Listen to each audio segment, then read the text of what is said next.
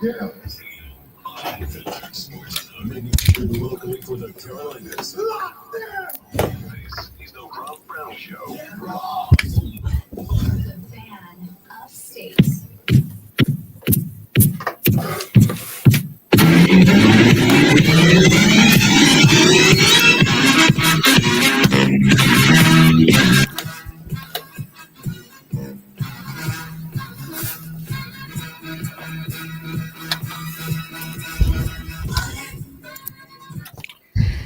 Thank God it's.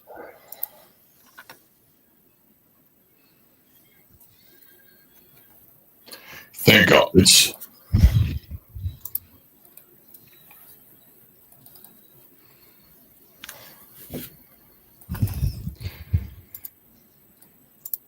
It is time, as the kids say, to boogie.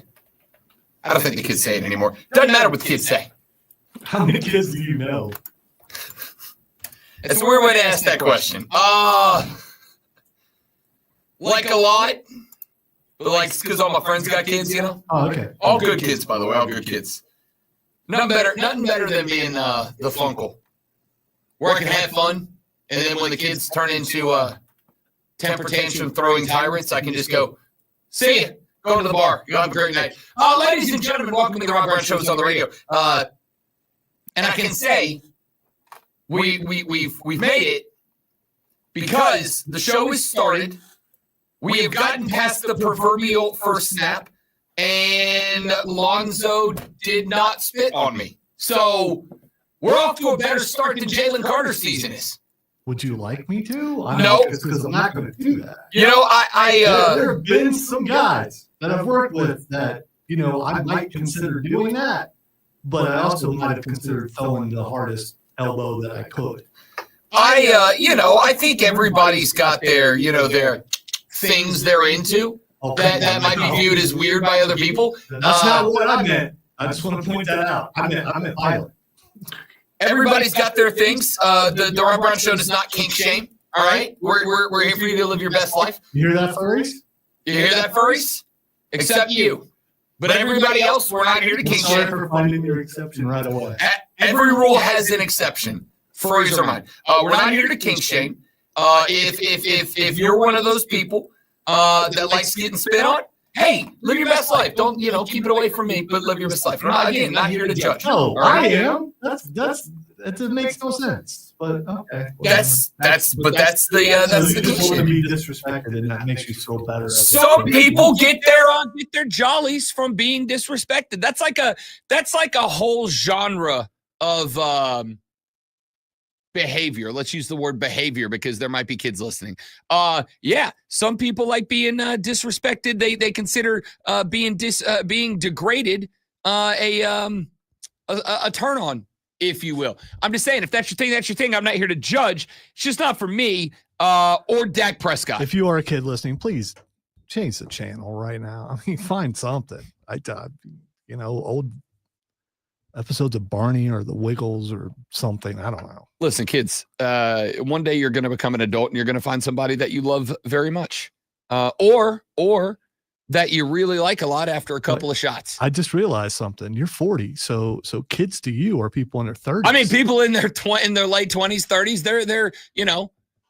they're getting there, or they're way already there. I don't know. Listen, the point of all of this is don't spit on people unless you have their consent. Okay, if they give you consent, do your thing. It's your life. I'm not here to judge.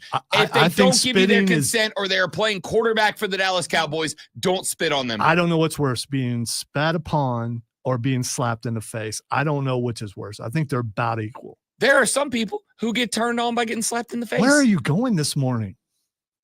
Probably, if I had to guess, to the unemployment online.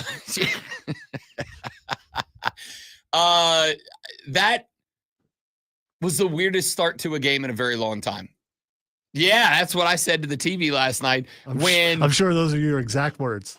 No, they were not. I was like way more, let's say, animated and FCC non-compliant. I already told you my thoughts. My thoughts was, oh, great. It's a great look for the league that this is it. Everyone's eyes are on this game, and this is one of the first things that you see. Well, I mean, that's a Georgia guy for you. And it's a Georgia cat for you. I thought Georgia guys were only famous for getting arrested for speeding. And, well, I guess in other things, but getting arrested. I guess if you spit on someone in public, you're probably going to get arrested. I mean, okay. It is right. definition of battery, I believe. I believe that spitting on someone without their consent and outside of the confines of your bedroom, do your thing. I believe that is the definition of battery. I don't know. I could be wrong. Here's what I do know. I wasn't unimpressed with the Dallas Cowboys last night.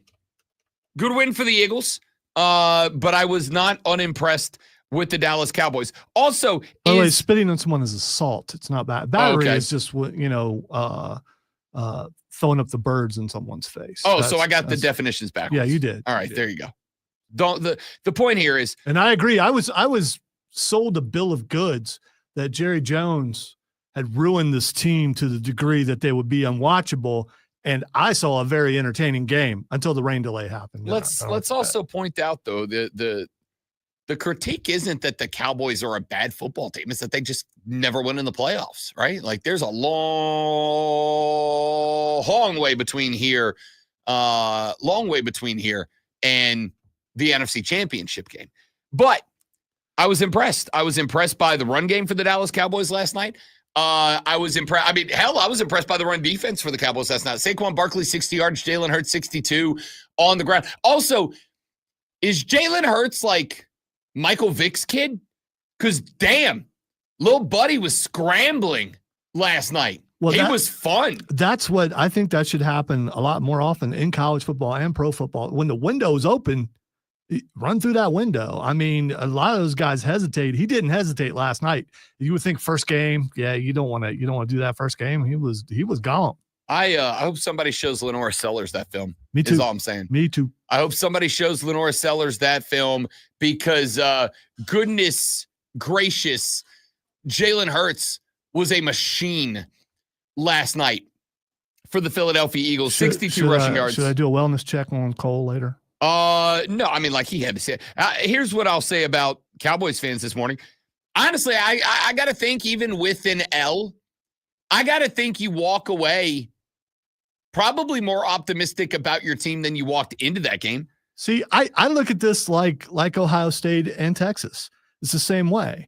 Was Dallas improved or was Philly's defense that bad? We won't know. The sample size is so small, but in the end, the game itself, if you like scoring, it was good. And then it turned, second half, they started making adjustments, which you do. And so scoring was limited in the second half, but I thought it was a very entertaining game. A lot of cheap shots, a lot of fighting, everything you need to see, you saw last night. No, I think it was a great game. I thought it was a good enough game that I stayed up through a 1 hour and 25 minute rain delay to finish it. Yeah, I know. I stayed up. It was some extra struggle this morning for me. All right, I think you're being dramatic about that. No, I had to restructure an entire thing because it was like, if I read this, he's going to get up and walk out of the room because it was bad. All right, whatever. Point is, you made me game. have to do some research. Is that tag supposed to stay on there? On my hat? Yeah. What tag's still on there? On the inside. Oh, yeah. Okay. Sure, why not? I don't know. I'm not a fashion icon. I'm not a hat guy. I mean, the hat's amazing. I don't know. I mean, the color coordination, I feel like I'm back to 5 years ago. Picked up the new polo last night and then decided to go, what if I go early 2000s frat boy? And I nailed it, to be honest with you. I still think the hat's too big. I get it's the style. And I will never have a hat that's too big. I mean, that's just genetically impossible, but still, it just, I thought the game was entertaining. The game was entertaining enough that I stayed up through a 1 hour and 25 minute rain delay. What time was it over? Oh, God, I don't know. Midnight. Slightly after midnight. Okay, not as late as I thought. No, it wasn't that bad. And again, like as a game, if it wasn't for the rain delay, relatively quick moving game because it was so ground based. It was such a rushing contest last night. I was thinking, man, I might get through the majority of this game tonight and then, penalties and then the rain. Yeah. Sans a rain delay. It was a relatively quick game. It wasn't a rain delay. It was a lightning delay. We don't. I mean, it's not. We're not in South Carolina. It's not the South Carolina High School League where it's rain. We got to move. This was lightning. That's sans a weather delay. It was not a bad game. It was not an unentertaining game. I think if you are a Dallas Cowboys fan, you are probably more, despite taking an L in week 1, 8.5-point dog, you lose 24-20. Despite taking an L, I think you're probably more optimistic about your team today than you were yesterday at the exact same time, because it wasn't a bad performance. And we talked about the Jalen Carter spit at the beginning of the game. Let's talk about the end of the game. CeeDee Lamb dropped not one, not two. CeeDee Lamb dropped 3 balls last night they just have to be catches. They have to be catches. Drop 3. He knew what he did. Cowboys fans what he knew. I don't think there's a guy on planet Earth more upset about the CeeDee Lamb drops than CeeDee Lamb, except maybe Dak Prescott. Because the 3 that he dropped in the fourth quarter, any one of those 3 catches give Dallas a very good chance to extend that football game. And CeeDee was just off the mark last night. It was a weird night. Like A.J. Brown, I don't think A.J. Brown got targeted until the fourth quarter. I think A.J. Brown, which was hilarious because the wife is playing in her first fantasy football league this year. She's never played fantasy before. And at the new job, they set up a fantasy league. And so she got in. So we were sitting on the couch a handful of minutes before kickoff last night because I told her, hey, you got to get your lineup set. If you got any Eagles or any Cowboys on there, you better get your lineup set right now.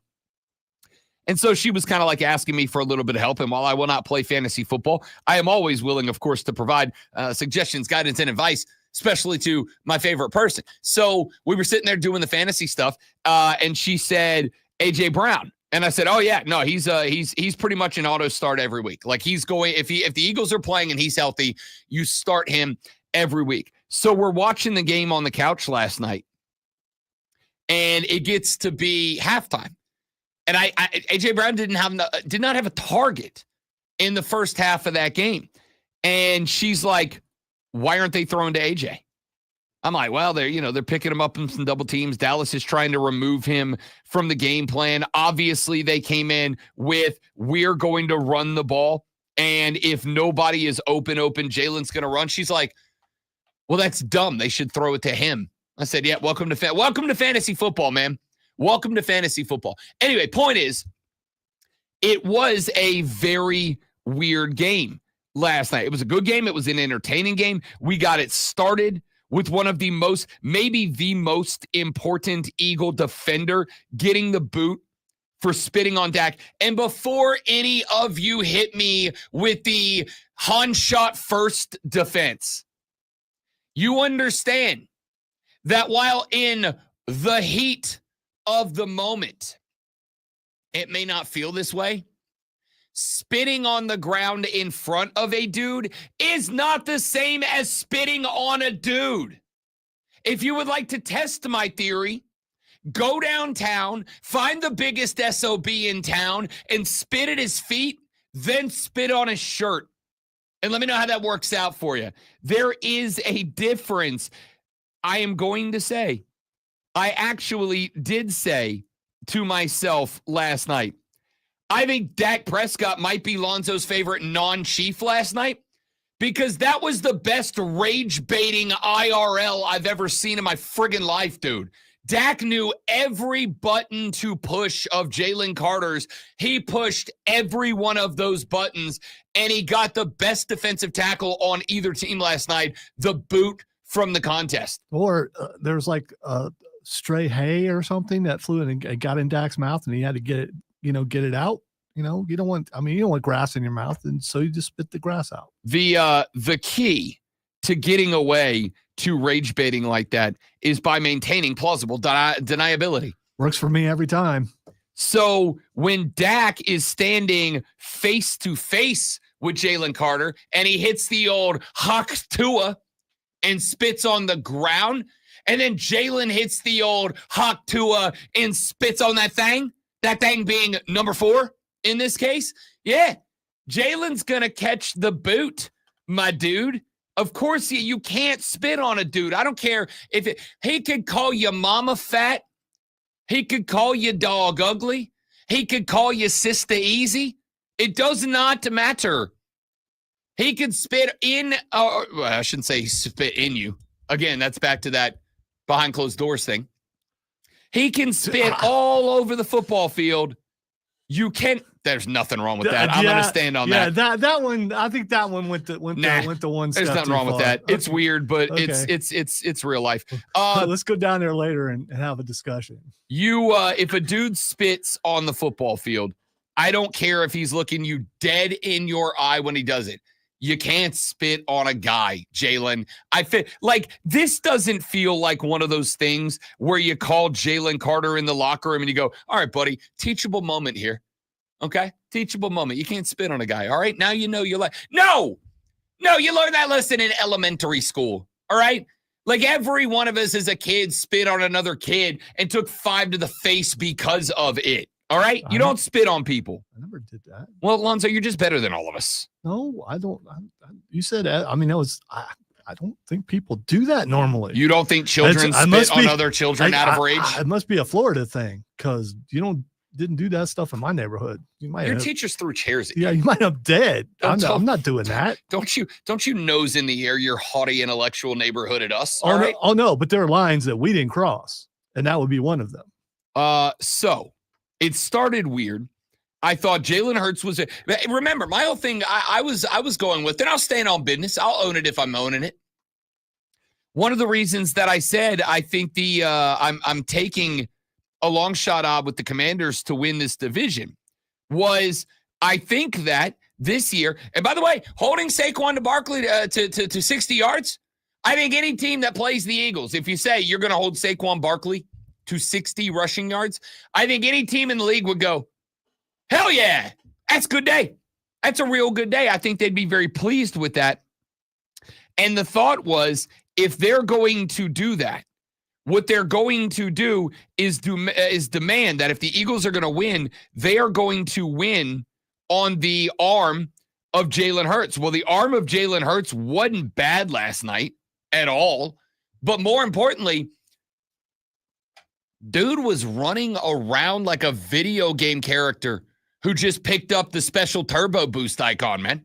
Like just getting out of the pocket, getting up the field, running intelligently, sliding down before he was taking contact. I got to tell you, again, you don't want to react to week 1. We said it about college football last week. We'll say it about last night today. We'll say it about tonight, tomorrow. We'll say it about Saturday, Sunday. We'll say it a lot about Sunday on Monday. You do not want to overreact to week 1. But I don't think it is inappropriate to look at what Jalen Hurts did last night and say, bruh, that's pretty good. Intelligent running, smart running, going down, avoiding contact, understanding when the pocket had collapsed, moving to the outside, recognizing contain is broken or it is not. My only thought for the Dallas Cowboys last night, how much different does that defense look if you had a 4-time Pro Bowl edge rusher who could set off the edge and then run Jalen Hurts down? I'm just saying, Dallas, if you would have had a 4 consecutive time edge rushing Pro Bowler last night, maybe that game looks different. It's just it's a gosh darn rootin' tootin' shame that you didn't. All right. Take a break. We got a lot of football to break down. Looking ahead to the weekend. No Rashad Beard today. He is out on vacation today. We do have the fellas from the Moving the Chains pod coming on at 9 o'clock to set you up for the high school football weekend. Outside of that, best bets, quad box, whatever y'all want to get to on the Rob Brown Show in the Fan Upstate. Jersey Joe, good morning. Big Zach, good morning. Yeah, the under was a sweat last night. You're not wrong. Well, Dak baited. Yeah, of course he. No, I was not just did he bait. I would say I'm not going to make the joke I wanted to make there. I was going to say he baited him and he was a master at it, but I'll leave that alone because I'm classy this morning and every morning. Stay right there, guys. Be right back.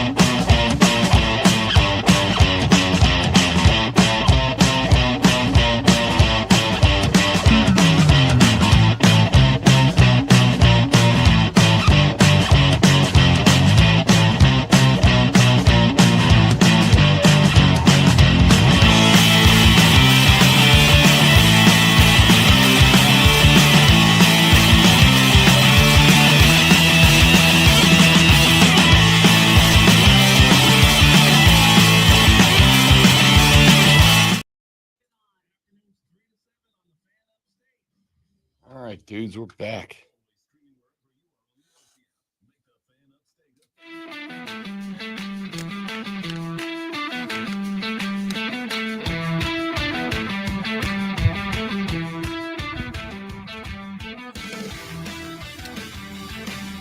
NFL game number 1 in the books, 24-20. The reigning defending get a W to open up the season last night after a 14-point opening quarter, after a 27 points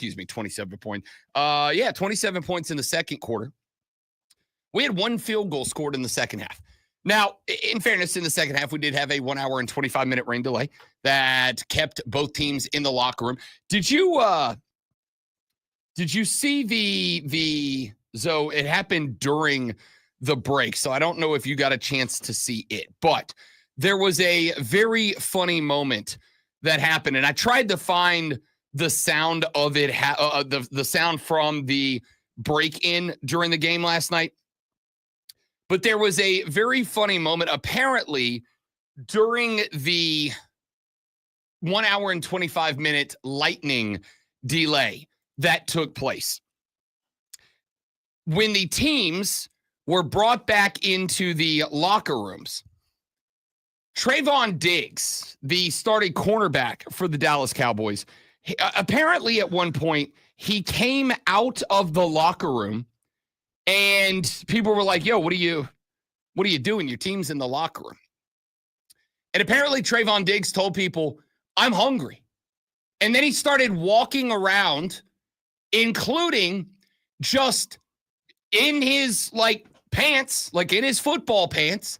They had taken their pads off, obviously. So he's in just like a white spandex undershirt and his very clearly silver with pads in them Dallas Cowboys pants.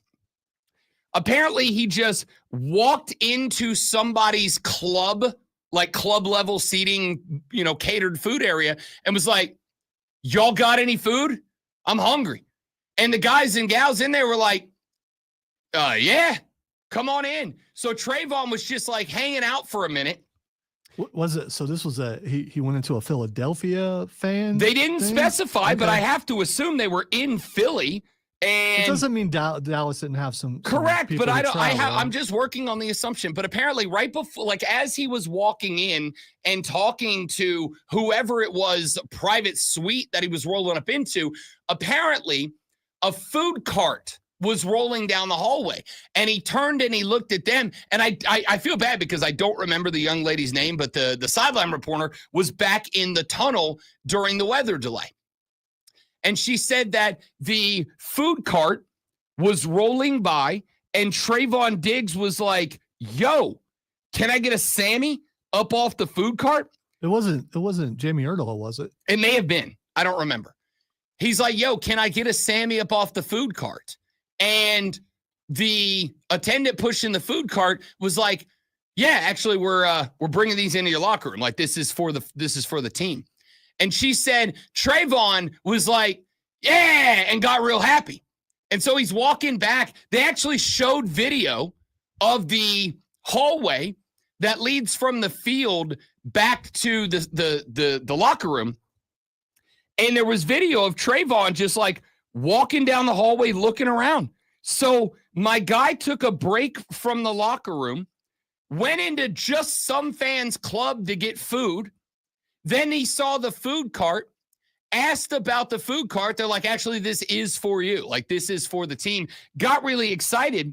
And, of course, the obvious question we all needed to know was... I'm going to risk this.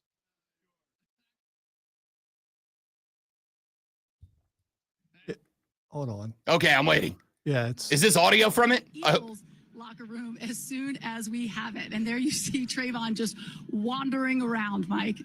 Yeah, so the story was a little bit before that. If you back it up a minute. The clip is only... Oh, gotcha, okay. I'll keep trying. Yeah, so she basically says... That was actually on the TikTok, and I don't have the TikTok. On the TikTok.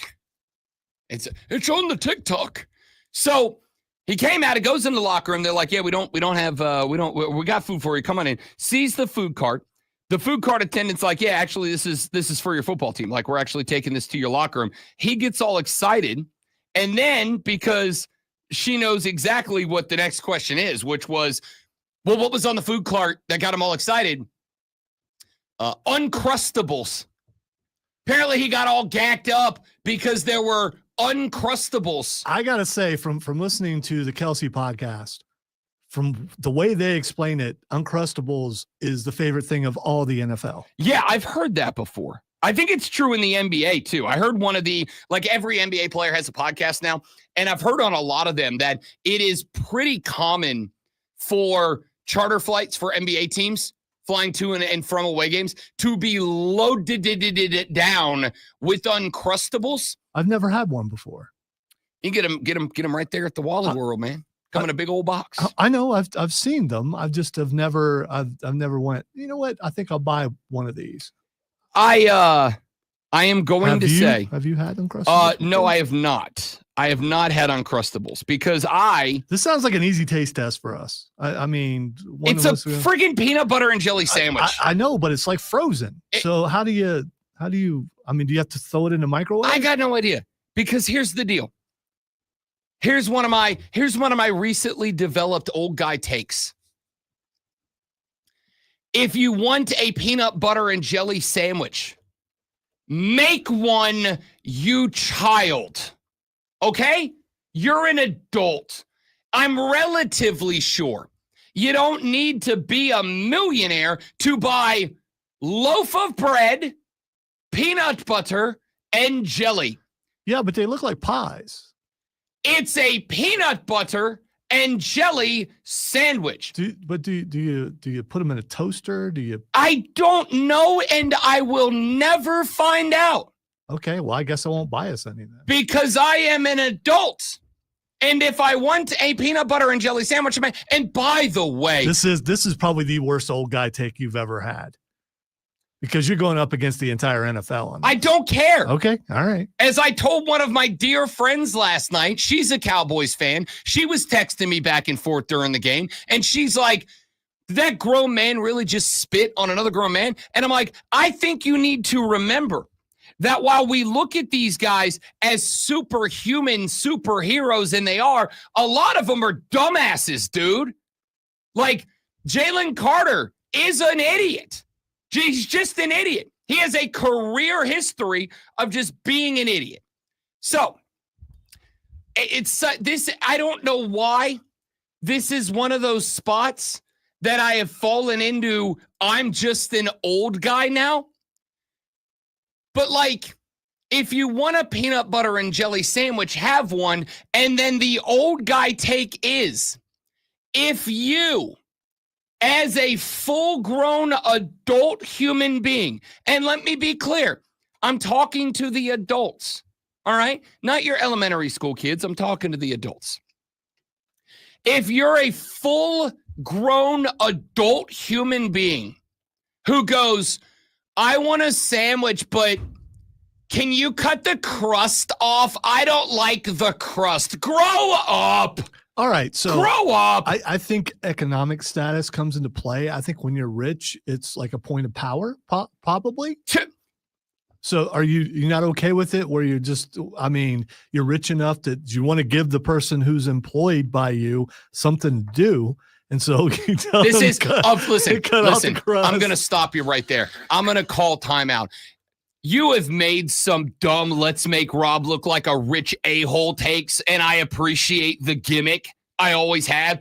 This is the worst one ever. This wasn't about you. This is above you because this is kind of rich that you don't know. So if you are an adult person who goes, I want a sandwich, but not if the crust is on the bread. Grow up, dude. What are we? You make the sandwich, eat the sandwich. Peanut butter and jelly is the definition of like that simple, easy, make it quick and on the fly to have something to eat meal. And I can't have the crust. If you're 7, that makes sense. If you're 7, that's a good call. If you're a grown-up adult, just make the sandwich and eat it. What are we doing here with Uncrustables? An entire food industry based around, well, if you buy our product for 3 times the cost of just making peanut butter and jelly sandwiches at home, you don't have to have the crust on it. By the way, they up. They have chocolate Uncrustables, which also known as a chocolate pie, I think. Again, just make them at the crib. You can get Hershey's chocolate bars and just make. What are we doing? I got nothing, man. I don't know. Listen, I apologize. I sincerely apologize. I don't know why this is a spot that I feel the need to turn into everybody's least favorite grandparent for a minute. But here I am. If you are the person who goes, I won't eat the Sammy if the crust is on it, you're a child. I got nothing, man. I don't know why this is my spot. So you're talking about me. You're going off on peanut butter and jelly. Okay. No, I am pro peanut butter and jelly. I am anti people who won't eat PB&J if the crust is on the bread. Why do we call it crust? It's not even crust. It's not crunchy. Well, it is. It's like a pie crust for sure. I'm still talking about Uncrustables, but how is it uncrustable? So how is there an entire multi-billion-dollar industry built around, hey, are you an adult who never grew up to be an adult? We'll cut the crust off for you. Can we squeeze in this phone call before we take a break? Sure we can. Okay, we have Dale. Dale, welcome back to the show, big fella. Good to have you. What's happening, my guy? Bob Brown, man of the people. Always. Hey, real quick. Trayvon Diggs is in fact 7. Take a look at his number. He did what now? Wow. Trayvon Diggs is in fact 7. Take a look at his number. Oh, okay. All right. I got it. All right. I thought it was great, Dale. I thought it was great. That's a joke that I would make, so I appreciate it, Dale. He's in the middle of a tirade, so he doesn't recognize humor. I got it now. I got it. That's okay. You gotta give the vision to the people. I respect it, Dale. I respect it. I appreciate it. Thank you, buddy. No, you don't. Listen to you.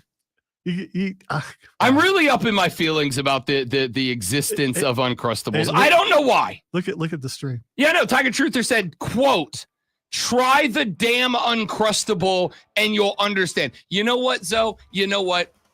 If you would like, and I'm being deadly serious about this. I need to get them because you'll never remember. Let me finish my sentence. Okay, all right. If you would like, and I am being deadly serious about this. If in like an hour, let's say in like the 8 o'clock hour, if you want to take a segment, I will take over the board to run to the gas station across the street because I'm 90% sure they have them. If you would like to take a segment to go, wherever. If you would like to take a segment to go find us Uncrustables, we will do it today. I've got a better idea. At least I think so. If he's not here yet, I could text Chris and tell him I'll give him money if he stops and gets Uncrustables. Fair. I mean, if we end up, I'll take over the board. You can go do it. We can text Chris, whatever. If there ends up being an Uncrustable in this studio, I will eat it on the air. And if I eat it and I go, dear God in sandwich heaven, this is the greatest sandwich of my life, then you will listen to Rob Brown, as I have done very frequently on the air, completely reverse course. But until that happens, in what world have we propped up this company whose entire existence is, we'll cut the crust off since you're too old to ask your mommy to do it anymore. Mommy, I don't like the crust. And can you cut it diagonal? Because I don't like it when it's cut down the middle. I need you to take the crust off and cut it diagonal, Mommy. Grow up. This was a weird segment of radio, but I won't apologize for it. Back after this, we'll actually talk football maybe on the Rob Brown Show in the Fan Upstate. What is wrong if with I'm you? not fired after that, boys, I have infinite job security. Oh, no, that's... We're doing a false start feature on the Chiefs today? We are. We're doing a false start feature. I love it. Is that guy even with the team anymore? I'm being serious. We got new tackles, man. I don't think – I guess he may still be there. I try to block out his name. Even my wife gets angry when she sees he's on the field.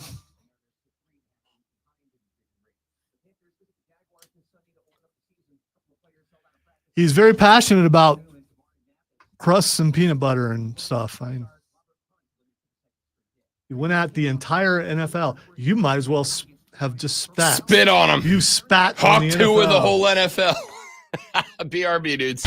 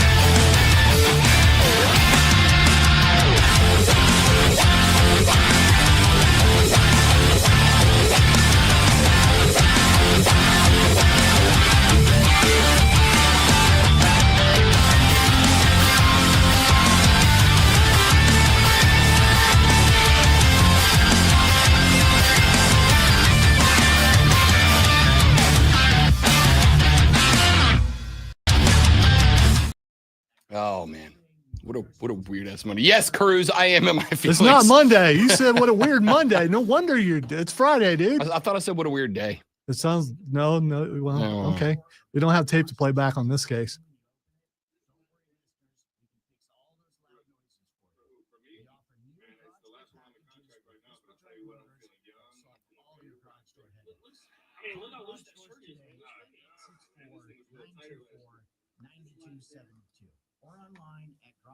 Free endorsement. I went to local Q for wings last night. Their wings are the best in the game. Did you get the tots? Yeah. Oh Yeah, God, yeah, I crushed them. Yeah, those tots are.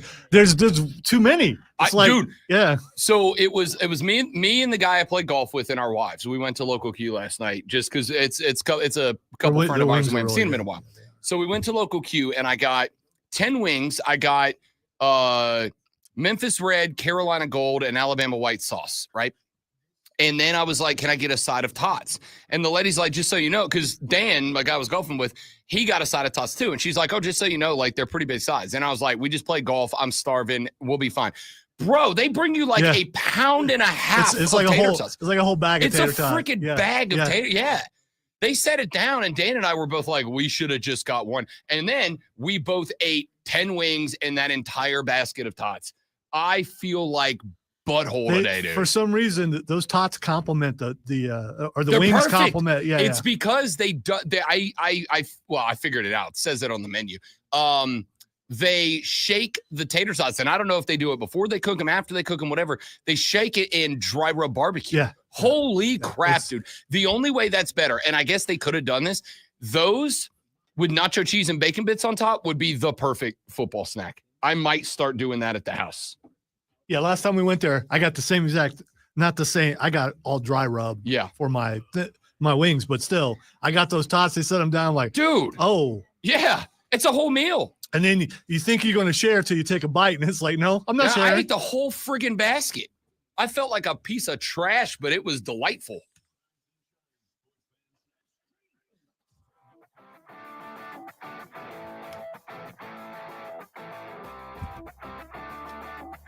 The National Football League resumes this evening because we shan't be disrespectful and overlook tonight's football contest live from Corinthians Arena in Sao Paulo, Brasilia. The Kansas City Chiefs taking on the Los Angeles Superchargers. Then a full Sunday slate. NFC South matchup right out of the gate. Tampa at Atlanta, Cincinnati's at Cleveland, Miami at Indy, Las Vegas at New England. The Cardinals at the Saints, the Pittsburgh Steelers at the New York Jets. You think the NFL doesn't know what they're doing? It's an entertainment-based league, people. Of course they do. The Jets hosting Aaron Rodgers and the Steelers. The G-Men and the Commanders, the Panthers, down in the butthole of America, Jacksonville, Florida, to take on the Jags in your early window. Your afternoon window, Tennessee at Denver, San Francisco at Seattle, Detroit at Green Bay at 4:25. Same with Houston at the LA Rams. And then Sunday Night Football, Baltimore is at Buffalo. Our first MNF of the year is a NFC North matchup between the Vikings and the Bears at Soldier Field. I want to see Jets Steelers, and I want to see Detroit and Green Bay for sure, and Buffalo Baltimore for sure. Buffalo Baltimore is going to be, I think, fantastic on Sunday night. That's a great way to wrap up Sunday night. Minnesota, I agree with the same thing. I'm also in on Tampa Bay Atlanta. Like that's probably not a matchup that is going to concern a whole lot of folks outside of the NFC South, at least not yet, unless one of these teams has genuinely gotten better. This probably doesn't do a lot for folks outside of the NFC South, but this one feels important. We did our divisional winners yesterday. I picked the Panthers to win the division. That's not a butt kiss and pick. That's a real pick. I made that pick on our syndicated show too. But I also think that Atlanta is a team that every year on paper ought to be competing for this division. I think that obviously Tampa Bay winning it multiple years in a row. This is a team that will probably be in the hunt for that divisional title again this year. I got to think at some point, going to your third consecutive offensive coordinator in your third consecutive year. Like at some point, the turnover has got to catch up with you. So this one's interesting because this one could say, hey, both of these teams are absolutely threats for the division. It could be a game where one or the other put on display. And again, you don't want to overreact to week one. When we come back on Monday, we will do actually Monday, where we will react to the overreactions of week one in the NFL, week two in college football. There's not a ton. I was having this conversation yesterday. Went and played golf with a buddy of mine, and then we all went out and got lunch. And he's a big Michigan guy. And we were having the conversation that Michigan-Oklahoma is kind of really the only sexy matchup in week two. Like, there are some interesting matchups for the sickos out there. Illinois at Duke, interesting matchup to me. There's a couple, Baylor at SMU, interesting matchup to me. But there's really only one highlight premier game, and it is Michigan at Oklahoma. Yeah, I'm watching my team's weekend. Yeah. You know, the two teams that I pull for and the team that I pull against, because we have to talk about it on the air. I'll be watching those games. The other ones is like, okay. It is a weekend. Like, ordinarily, if it's a big college football Saturday, you know, I tell the wife, Why you need to took some of the games from last week and put them on this week and like spread it out a little bit. Because they haven't made me the czar of scheduling yet. This is a week. Ordinarily, I tell the wifey, if you want something done, tell me Thursday so I can do it Friday before college football Saturday and NFL Sunday and Monday. I was like, hey, if you want to do anything Saturday, cool. Like, I'm good with it. Honestly, I can. The games I am most interested in, I think Illinois at Duke is interesting, but I think that's a game that is an interesting game if you're in sicko mode, right? I'm a sicko. I get it. I am too much. I am extra. Texter says Kansas versus Mizzou is interesting. I agree with that too, Texter. That is an interesting one too. I think it's an interesting game. Do I think ultimately it matters? Probably not. What's the difference between interesting and must watch? Must watch is implications on the national championship. Interesting is could have a say in what the playoffs look like, right? Like Duke, Illinois is interesting because and this has been the offseason take for the Blue Devils, is Manny Diaz a coach who, after failing miserably as the head coach at Miami, learned some lessons and is able to put them into place at Duke, a team that won 9 games last year? Or was this Manny Diaz got really lucky, took over for Mike Elko? Mike Elko was the best football coach in the history of Duke football and left behind a stacked roster for him to go win with. I think we'll find out this weekend. It's interesting because over on the other side, right? I've said already, I think it is possible, bold italicized and underlined for emphasis, I think it is possible that the Big Ten is a better conference at the top of the conference, like 2, maybe 3 teams deep.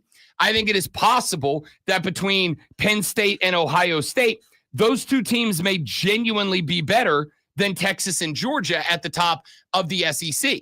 I think when you go top to bottom of the conference, the SEC is better. But here's a chance for Illinois. Granted, they're not playing an SEC school. They're playing an ACC school. But if Burt takes that squad into North Carolina and they go beat Duke by 24, if they go double up the spread on the Blue Devils, then I think at that point, Illinois will have earned the right to say we deserve to be mentioned with. Not that they do, but they'll have earned the right to say we deserve to be mentioned with Ohio State, Penn State, with Michigan, with the teams at the top of the Big Ten.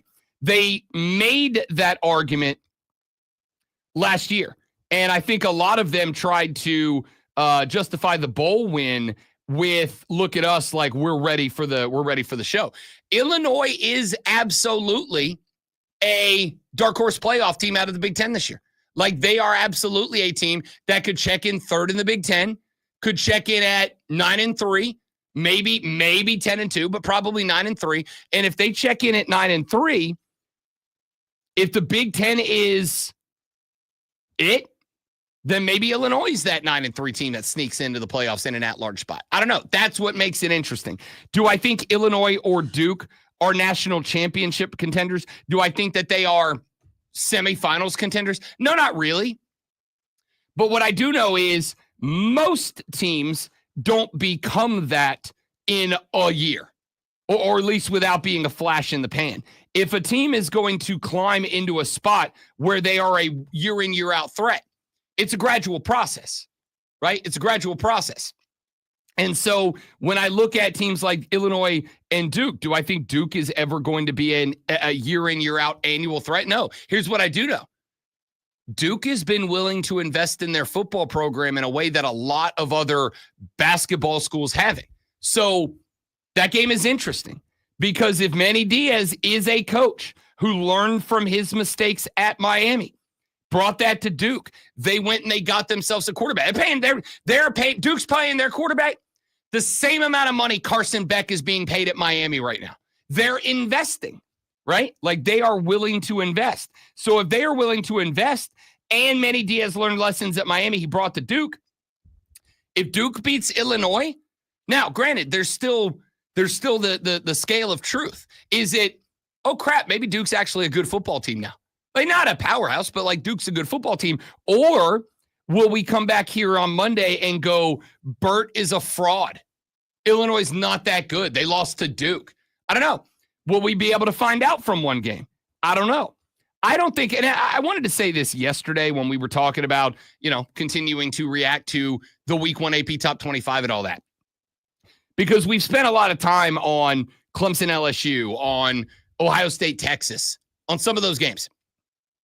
And the reaction to a lot of those games, or the, reaction to a lot of the overreactions has been, look, I know it's a strong reaction. It's a gut reaction. I talked about this one with Horvat and Brad Evans last night on BetMGM tonight. There's reactions, there's overreactions, and then there's, but like this is the most recent entry onto the pile. I saw that, and I thought this was interesting. Cole Bryson put on his Twitter, host of Wire to Wire with Diesel and Cole Bryson, every afternoon from 3 to 7 here on the Fan Upstate.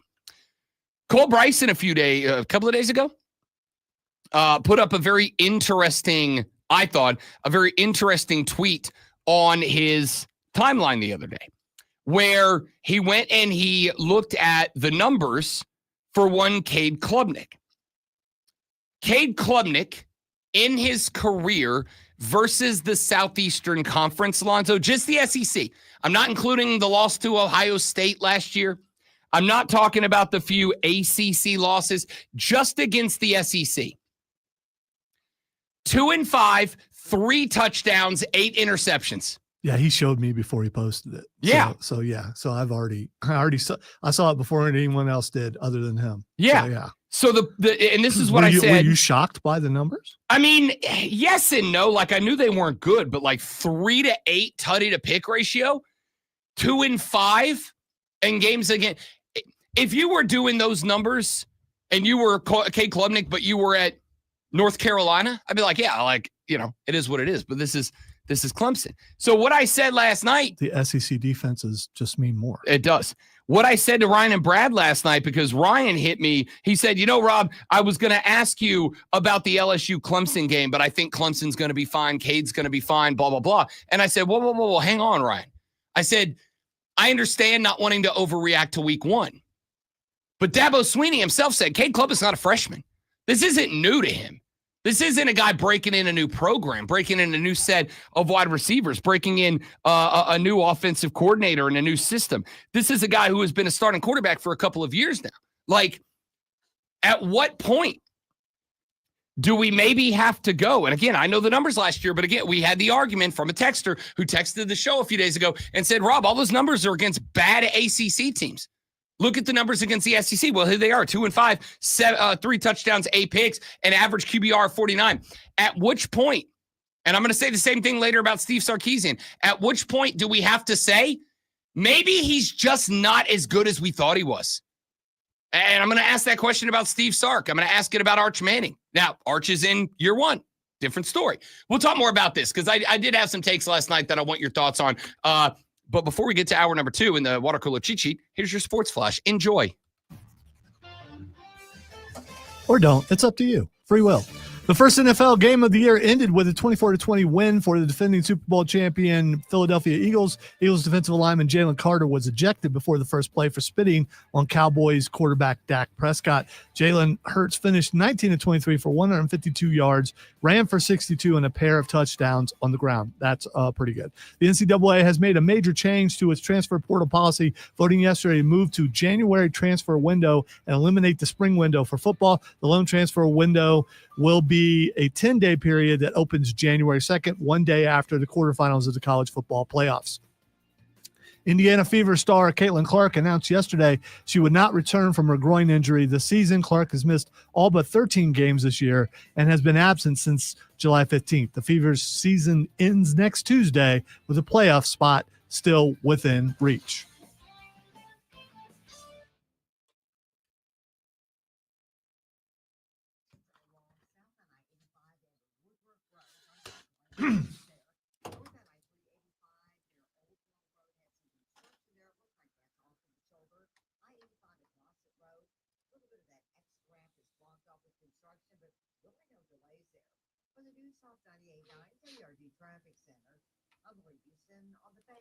We'll be right back. I got to all right, I've got to be honest. I'm gonna blow my nose. So I know that's disgusting, but you know, we all do it. I hope.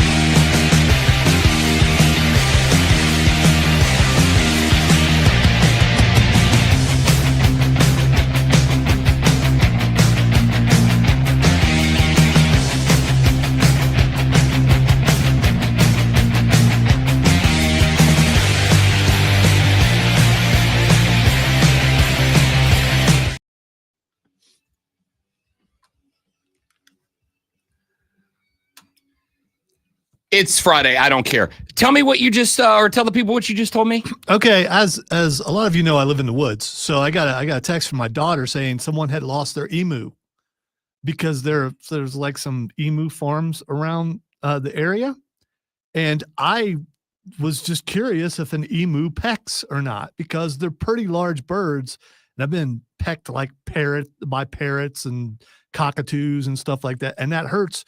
An emu beak, I guess, would be very painful.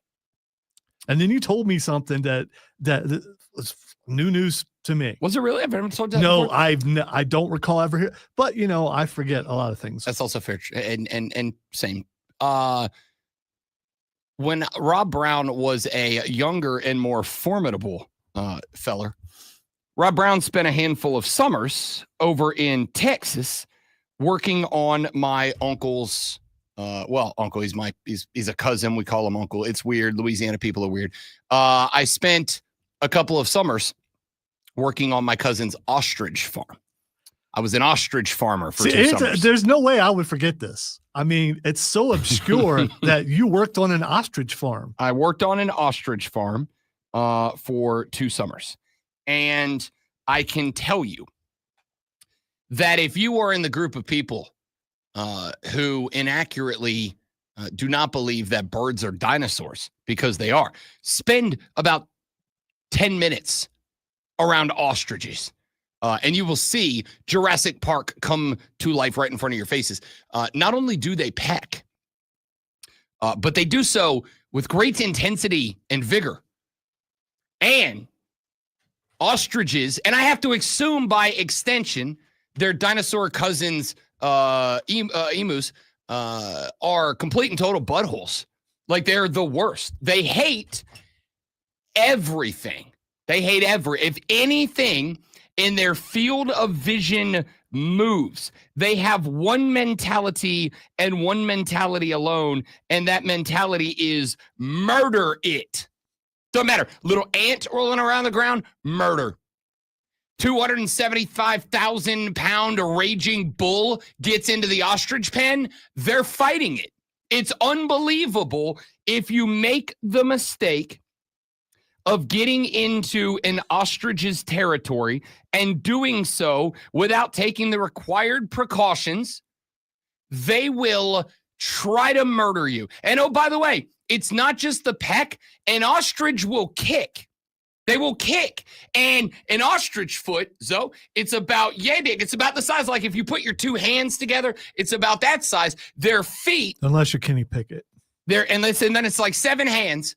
Their feet are bricks with large velociraptor style. Well, not velociraptor, because velociraptors are only about the size of a chicken, but like Utahraptor, which is actually the model of the Jurassic Park velociraptors that were more Utah raptors. They have those talons on the end. If you get kicked by an ostrich and it catches you on the soft belly, you're bleeped, my guy. And that's what they're trying to do. They want you dead. They want to stand around and do whatever the ostrich version of laugh at your corpse is. So you're saying I should have been a little weary of a lost emu? I mean, if an emu strolls onto your property, one of 2 things is happening. Either A, you're getting upgraded car insurance, or B, it's going to try to kill you. Those are the options. Remember, last year we had some peacocks that had been, I don't know, went through rough times, so couldn't tell it was a peacock. So we've had pigs loose out there before. I've seen foxes and of course the usual possums and things like that. I've never seen an emu up close. I ate emu at Saskatoon. I'm gonna tell you straight up, and I mean this. You would rather walk out your front door at 3:30 in the morning to find a lone and angry wolf than a lone and angry emu. Wow. I give you a shot against the wolf. Wow. Seriously, I'm not even joking. No, it's not even a joke. They are predators who lost their ability to eat us, but they still want to murder us. All right. It's a weird thing. Ladies and gentlemen, 7:06 in the morning. There are, believe it or not, sports happening around the sportiverse this morning. Unfortunately for you, even though we had an NFL game last night, even though we have an NFL game tonight, even though we have high school football games tonight, even though we have college football games tomorrow, even though we have finally NFL games coming up this Sunday, if you are awake at this point in time, still have to go to work today. That's the bad news. The good news is it's Friday. So like nobody expects anything of you except to be up to date on what is happening in the sports world, and to be up to date on what is happening in the sports world every morning after 7 a.m. Lonzo and I do this. Are you ready for the playbook of the peculiar, the almanac of the absurd, and the encyclopedia of the extraordinary? Well, you better be, because we're diving headfirst into the 3 top stories that will have your coworkers say, "What's your name, dude? Buddy? Pal? Deep?" Here we go. Welcome. Yeah, you got to turn it back up. I was so happy with myself because it worked out so well. I forgot I had another thing to do. We'll get you there. Yeah. It's Friday. It's Yeah, Friday. It is. Got to get down on Friday, man. Goodbye, everyone. Got to get down on Friday, both metaphorically and performance-wise. Ladies and gentlemen, the water cooler cheat sheet, the top 3 sports stories you need to know before you get to the office and start killing time until the chefs and the charges get it on tonight in Sao Paulo, Brasilia. When you get to the office, this is what you'll be talking about. Here is item number 1. 24-20, your final score. The reigning, defending, undisputed NFL world champion Philadelphia Eagles get it done at the link over their NFC East rivals, the Dallas Cowboys, last night. It started weird. Before the first snap even happened, we had a little bit of a confrontation between the Eagles defense and the Cowboys offense. Dak Prescott, who elevated himself to Lonzo levels of real life trolling, got into it with Jalen Carter, the defensive lineman for the Philadelphia Eagles. Dak Prescott, after I'm assuming saying that Jalen Carter's mama's fat or something, then spit on the ground in the direction of, for the sake of being fair, in the direction of Jalen Carter, but noticeably not on Jalen Carter. Jalen Carter then spit noticeably on Dak Prescott. And as Dak Prescott is, I assume, not into that and did not give consent, Jalen Carter was ejected from the game before the game even began. By the way, I watched a video during one of the breaks, and Dak said that he spits a lot during the game. He needed to spit. He didn't want to spit on his lineman, so he spit on the ground. It just happened to be in a direction. For the record, I don't care if Dak Prescott stared like deeply into Jalen Carter's eyes and said, "This is what I think of you, Hawk Tua." Why was Jalen Carter over there? Well, we had a little dust up. Yeah, but if you notice when the offense happens, there's no other Eagle around. It's just him. So if he goes back with his teammates like he should, the whole incident never happened. I disagree. Listen, no, I don't think anybody here is going to make the argument that Jalen Carter was in the right, that Jalen Carter did anything right in the situation, because he did noticeably not do that last night. Jalen Carter gets bounced, ended up, I'm not going to say not mattering, because if we're keeping it a buck, Dallas ran the ball pretty well last night. 119 rushing yards, a pair of touchdowns on the ground, both from Javonte Williams. He had 15 carries for 54 yards, 3.6 yards per carry. Miles Sanders, the former Carolina Panther, now a Dallas Cowboys, had 4 carries for 53 yards. In fairness, one of them was a 49-yard breakoff, so the other 3 carries averaged about 3.2 yards per carry. But good night on the ground for him. 49 yards rushing. I knew that name from somewhere. Yeah, he used to. Why do I know? He was the one. He was on the team. He was on the team, and then Chuba took our gerbs. Chuba took his job from him. Miles Sanders, 4 carries, 53 yards. Dallas, 22 totes, a $119, average 5.4 yards per carry, 2 touchdowns on the ground last night. Not a bad night for Dak Prescott. The numbers aren't as good as he played. 21 for 34 through the air, 188 yards, no tutties, no picks. The problem in this game was that Dallas gave themselves every chance to win it CeeDee Lamb had not one, not two, but 3 footballs hit him in the damn hands, and he dropped all of them. I'm not going to say that the reason that Dallas lost was because of the CeeDee Lamb drops. There were some other spots that they could have done things a little bit better. What I am going to say is you can't gloss fumble was fumble. huge. The fumble in scoring territory was huge. I'm not going to deny.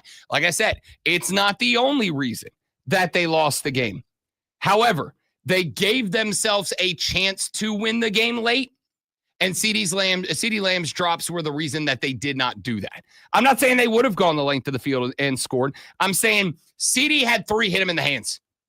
In the hands. One of them was a diving layout catch that, had he caught it, likely would have been in the ESPN top 10 this morning. But it still hit him in the hands, and he still dropped it. He had 2, one running down the middle of the field. Dak dropped it in the bucket, and it just went through his hands. And another one where he was cutting across the middle of the field, and Dak hit him perfectly in stride again. He should have been, Dak Prescott, probably 24 of 32 for about 245 and at least a touchdown. And he was not. So Dak deserved better than the result that he got last night. This is why I've said for a long time, the criticism of the Dallas Cowboys is not about the regular season. They're always a pretty good regular season team. The doubt about the Dallas Cowboys is not about Dak Prescott. Dak Prescott is, I am comfortable saying, a top 7 quarterback in the National Football League.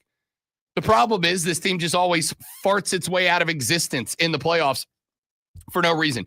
Jalen Hurts, good night, 19 of 23, 152 through the air, sacked 1 time, no touchdowns, no pick, a QBR of 93.7. Pretty good showing. Also had the most rushing yards of anybody on the field last night. 14 totes, 62 yards, 2 rushing touchdowns for Jalen Hurts last night. Actually outrushed Saquon Barkley, 18 carries for 60 yards and 1 rushing touchdown. Look, Dallas did what I think a lot of teams are going to try to do. They are going to say, we are going to remove Saquon Barkley from your game plan. If you are going to beat us, you are going to have to beat us with Jalen Hurts. And last night, the Eagles beat Dallas with Jalen Hurts. Jalen Hurts was good last night. I have said that it has been an exhausting conversation this offseason. Oh, is Jalen Hurts good, or is he carried by a good team? The answer is probably somewhere in the middle.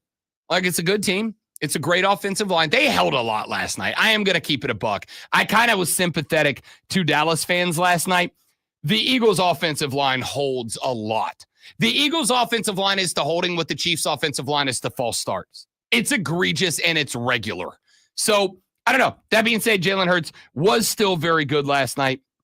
The Eagles get us started.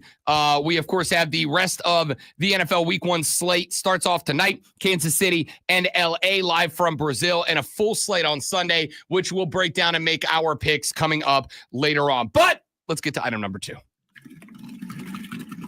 Caitlin Clark shutting it down for the year. The Indiana Fever superstar, the 2024 number 1 overall pick, has been limited to just 13 games this season, dealing with a few different injuries. She was dealing with a quad injury earlier in the year, made a return, suffered a right groin injury on July 15th, and has not been able to make her return since that point. Clark posted on social media yesterday, I had hoped to share a better update, but I will not be returning to play this season. I spent hours in the gym every day with the singular goal of getting back out there. I'm disappointed is not a big enough word to describe how I am feeling. So the Indiana Fever will wrap up their regular season next Tuesday. They are not either in nor eliminated from WNBA playoff yet. Obviously, they have dealt with a string of injuries. Sophia Cunningham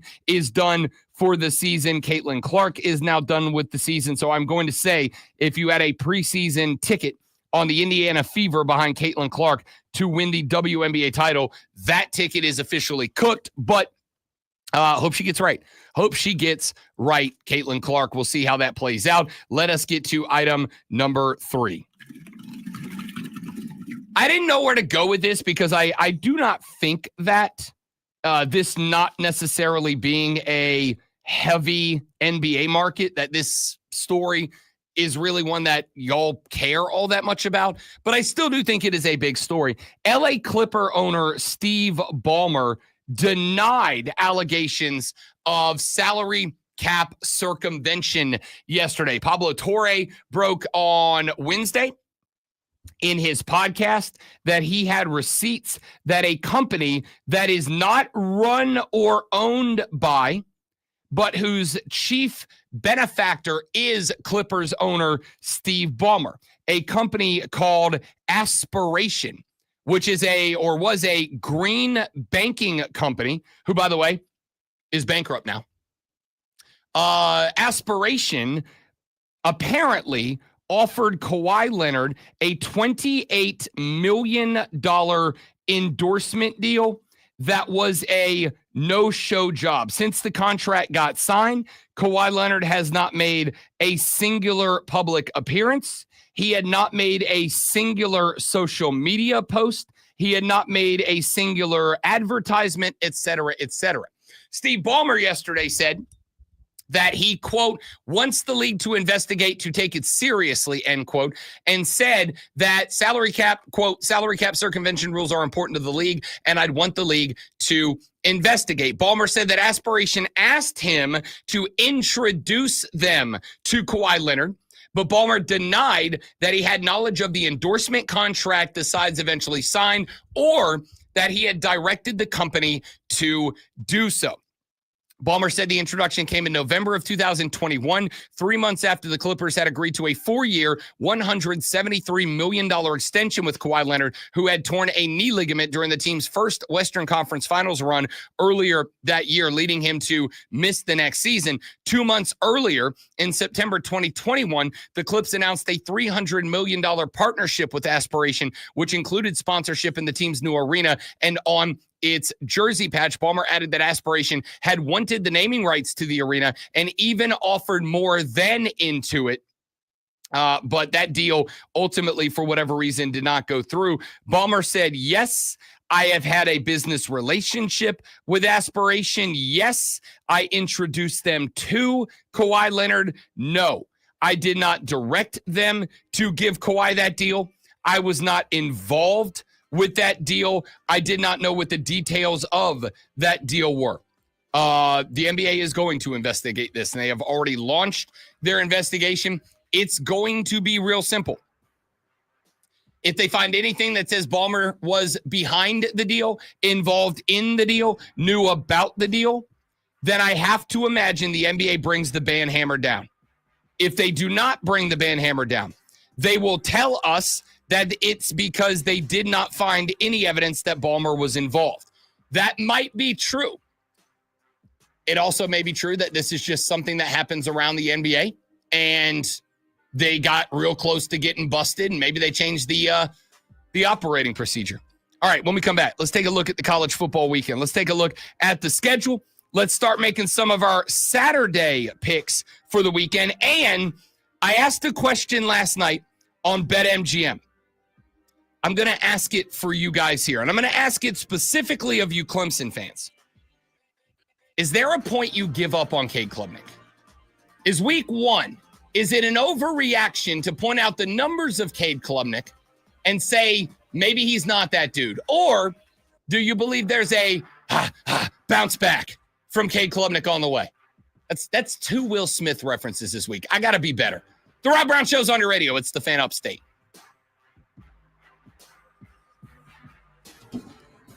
I'm glad each time you clarify what you're doing, because if I not, shouldn't. I should it's just let just it like, be. what is he doing?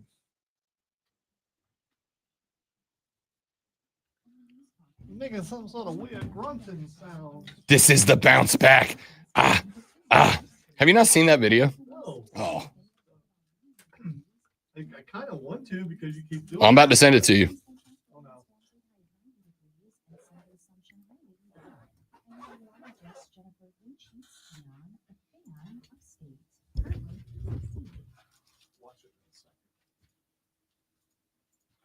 Stay right there, guys. Be right back. I'm going to let Lonzo watch the bounce back video.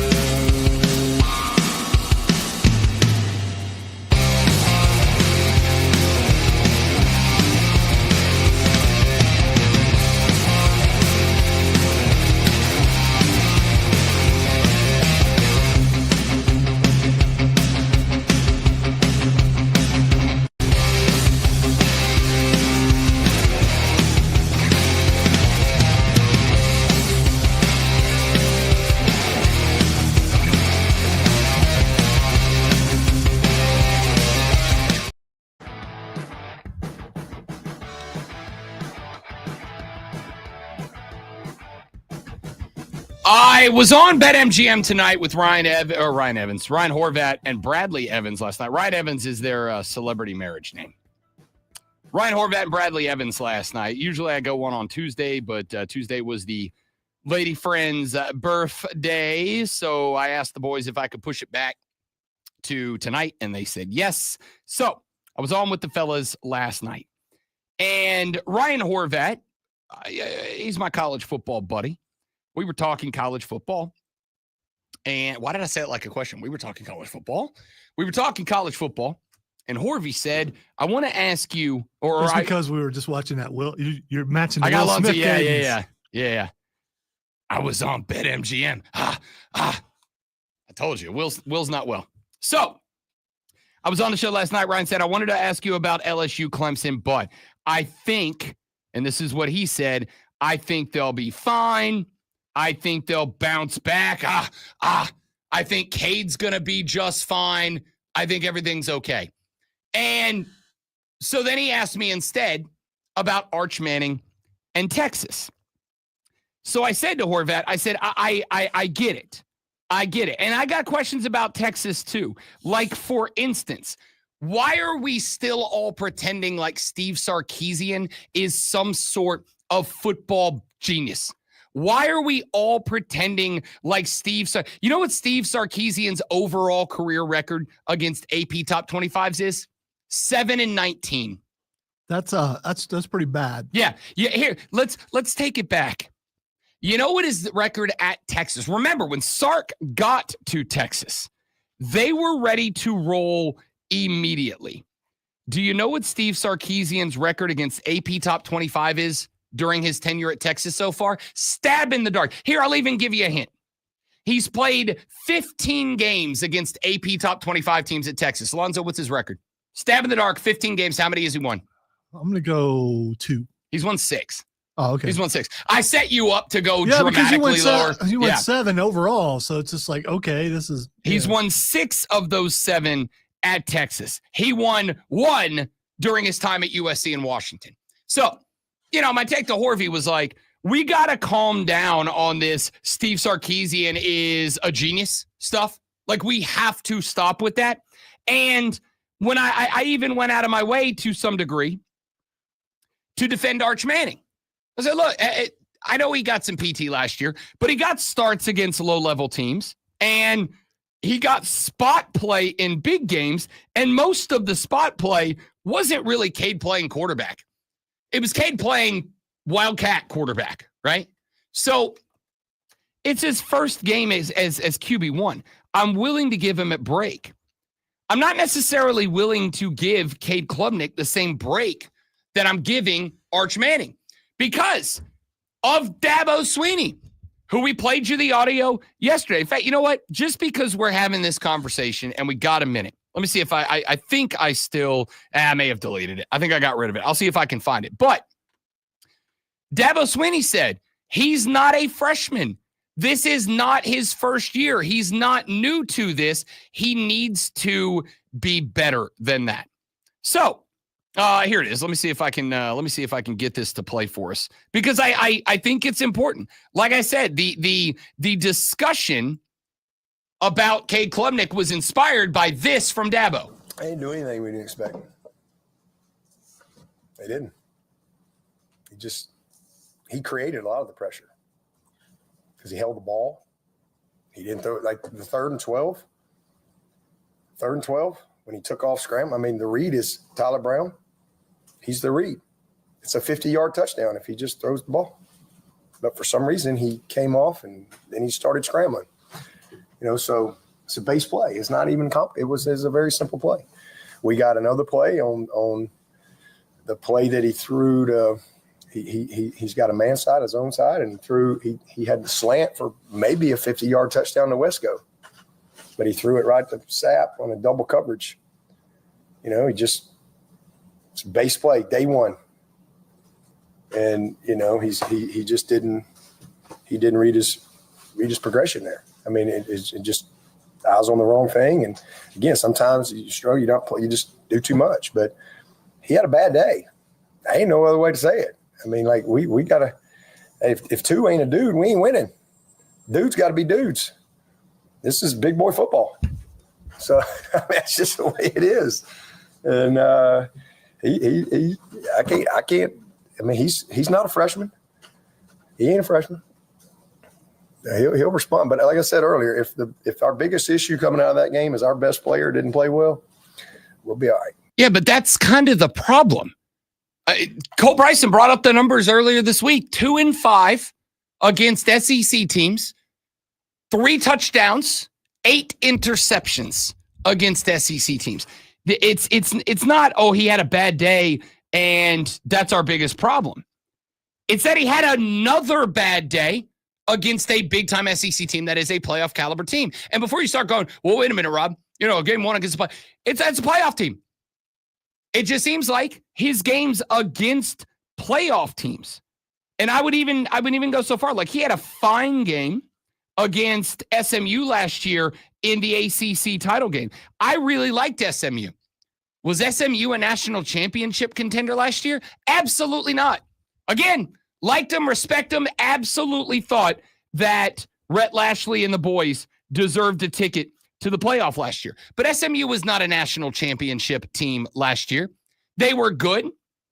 They deserved a shot to have the best, 4-game stretch of their season and make a miracle run happen, but it would have been a miracle run. And so I don't really say like, oh, you get a ton of credit for that. So blah, blah, blah. I'm going to ask the same question about Cade. Now, there is some level of defense. The level of defense being Clemson's offensive line got beat. Garrett Riley's play calling is boring and uninspired and lacks ingenuity. Now, I put that, as I've said a few times, I put that on the feet of Dabo Swinney.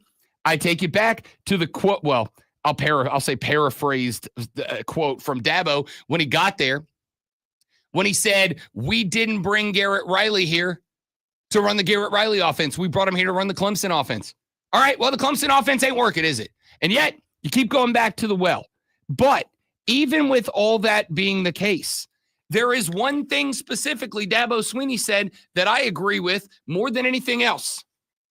If we're going to win, dudes gotta be dudes. And he was just not a dude on Saturday. So, I will ask you, Clemson fans, I am not asking this to troll you. I am asking you this because Cole Bryson put the number in front of my face. And then I went and I took those numbers because, again, the Rob Brown philosophy on football is what's on tape? What's on tape? I can't really have a take if I don't have tape. What's on tape? And the reality is, against the best teams in college football, Cade Klubnik on tape is not good.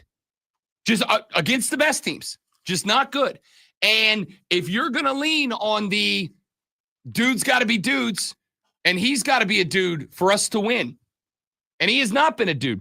Again, I can blame it on Garrett Riley. I can blame it on Dabo Swinney. To be honest with you, I kind of do. I kind of do blame it on them. But I also know, and if you go back, you'll see that I put this out on my Twitter feed yesterday. I also know on the very first snap of the game against LSU, Clemson's very first snap on offense against LSU, little in route, Cade Klubnik drops back, 5-step drop, 0 pressure. Offensive line is perfect. They pick up a blitz from the outside backer on their right, defense's left. Tackle slides and kicks out, passes off the double team to the guard. Running back slips out the backside for the escape route. Outside wide receiver cuts in underneath the corner, gets his hips turned the wrong way. He is wide open.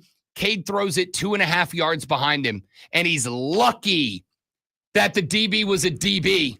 And there's a reason he's a DB, not a receiver, because it hit him in the damn numbers.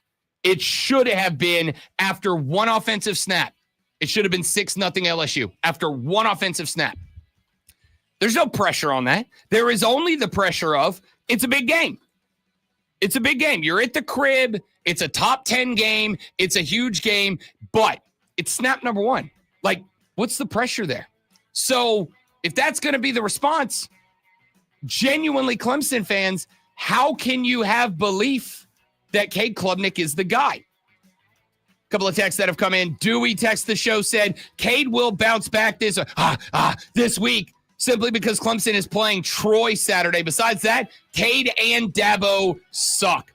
Texter said, doesn't matter if I give up on Cade, he's still going to play. Best thing I can do is hope and wait until postseason to see if he does anything different. I'm not expecting anything different, though. I don't blame Cade. I blame Dabo. And Texter said, we were there, Rob. The quarterback didn't win against SMU. It was the kicker. He needs to get his together. That's from Will. Will, appreciate the text. Keep them coming, ladies and gentlemen. The Rob Brown Show's on your radio. It's the Fan Upstate. Freaking itch on my head, and it won't stop itching.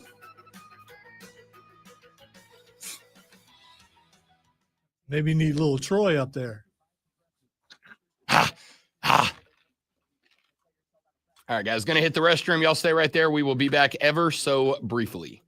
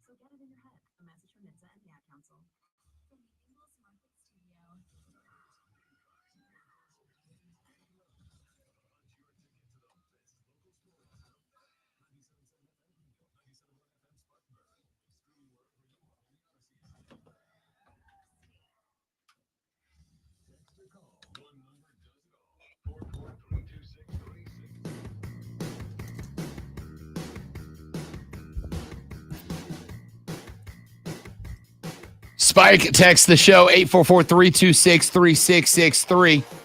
Said Cade has to be the dude for Clemson because this team does not have an elite backup quarterback waiting in the wings. Kane left us a message on the on the live stream.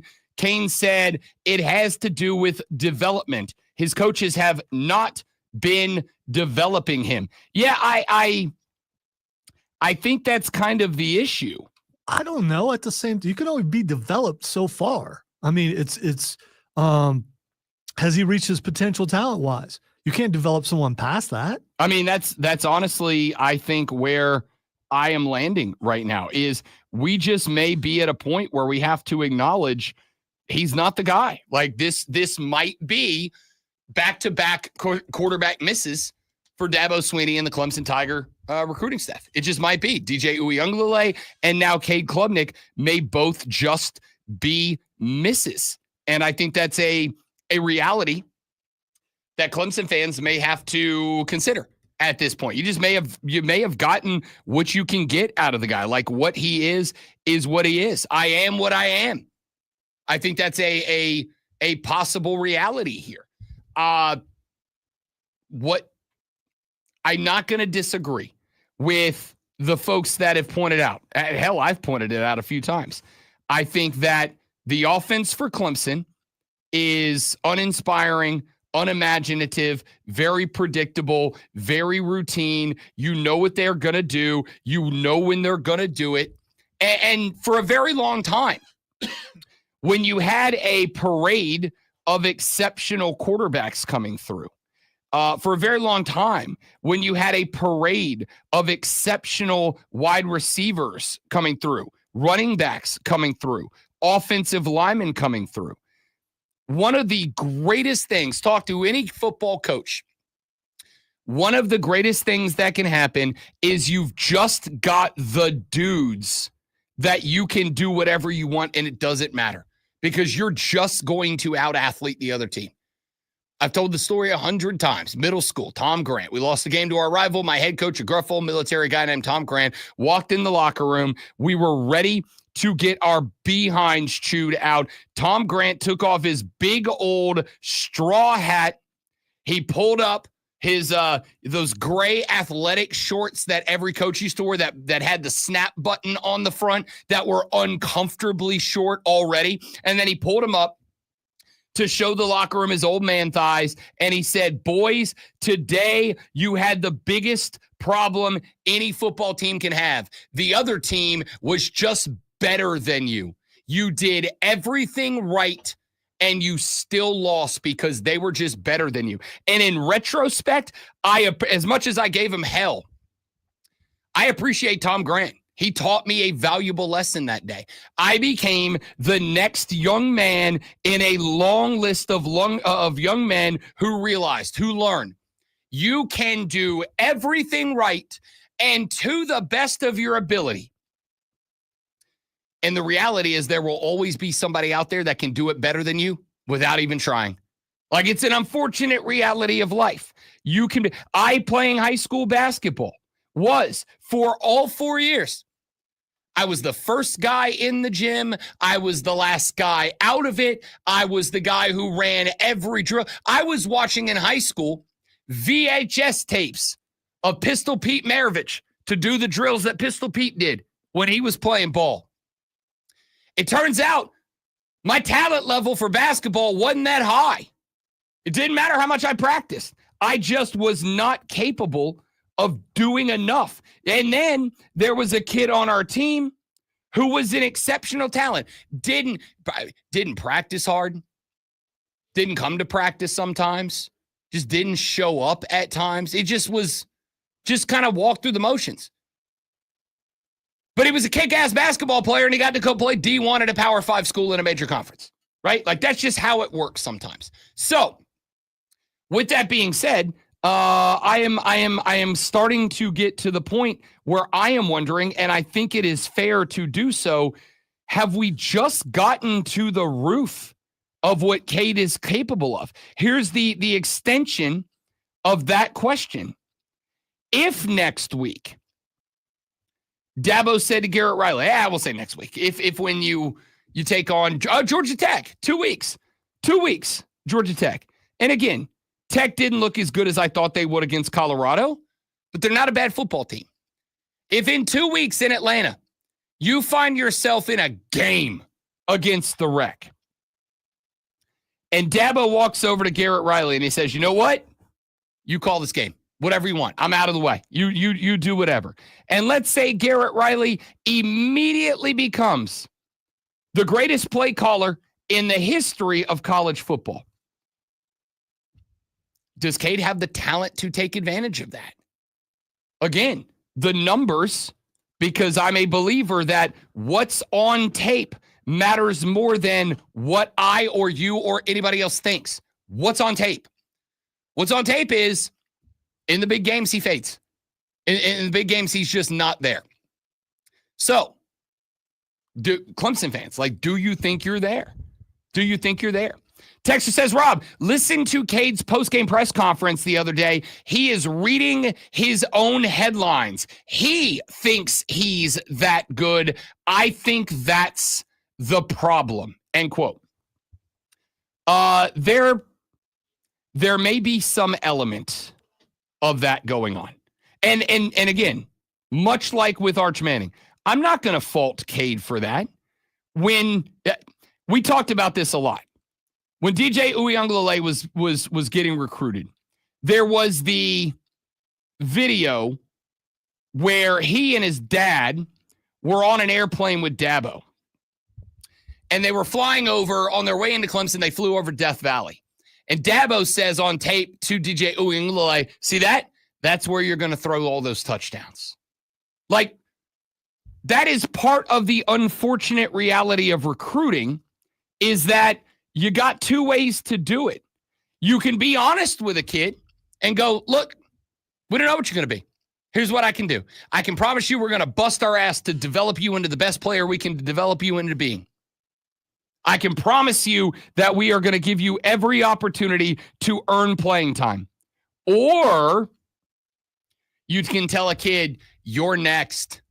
You're the next whoever. You're the next great Clemson quarterback. You're the next great South Carolina defensive back. You're the next great whatever. And have that kid believe you when he steps on campus. Problem is, if you do that and that kid believes you, and then he takes that to heart, he could end up in that spot. And I will tell you that. And I haven't said this before because I frankly wasn't interested in doing so. But I've interviewed Cade at 2 ACC Media Days now, last year and this year. And I can tell you that, and I don't fault him for it. I understand. It's a dog and pony show. Cade Klubnik was probably interviewed by 90 people that day, and I'm just one of the many jackasses with a microphone that he got to talk to. But I will tell you, in the interviews that I have done with him, he's disconnected. He's not interested. He doesn't, I'm not saying he doesn't want to do it, but that's the vibe I get. And maybe, and there are other factors at play.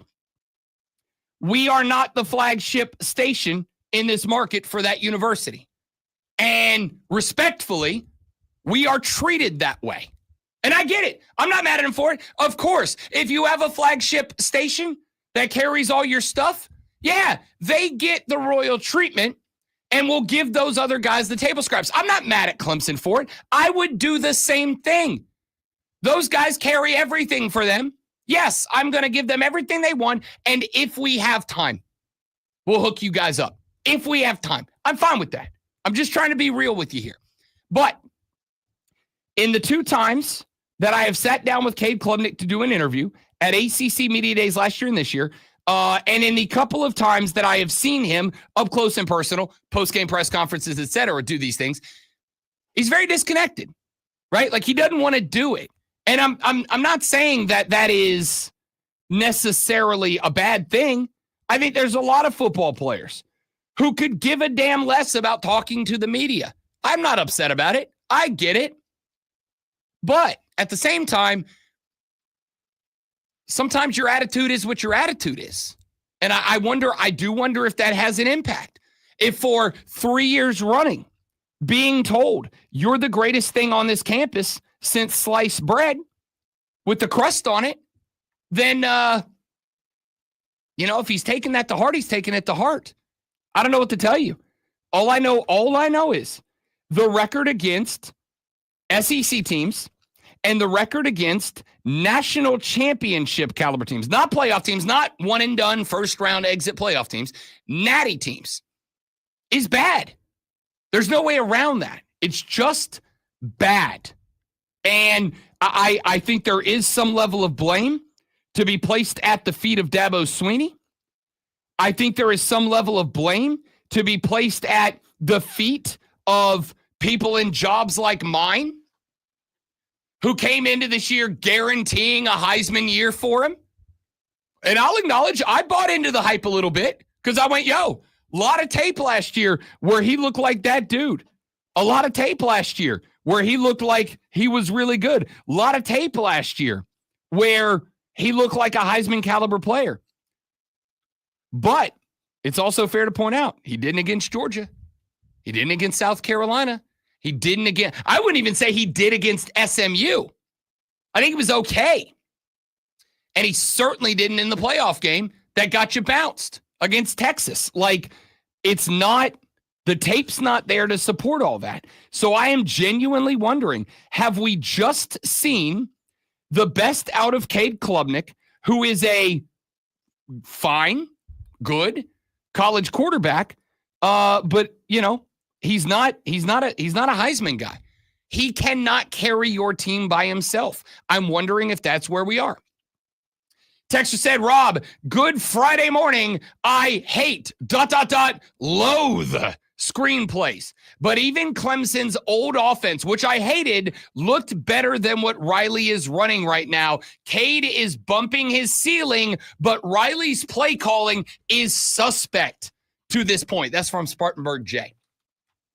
And again, Jay, I don't know that we can know the answer to the question that I'm about to ask you right before we go to break, but is the play calling suspect because it is just what Dabo wants Clemson's offense to be?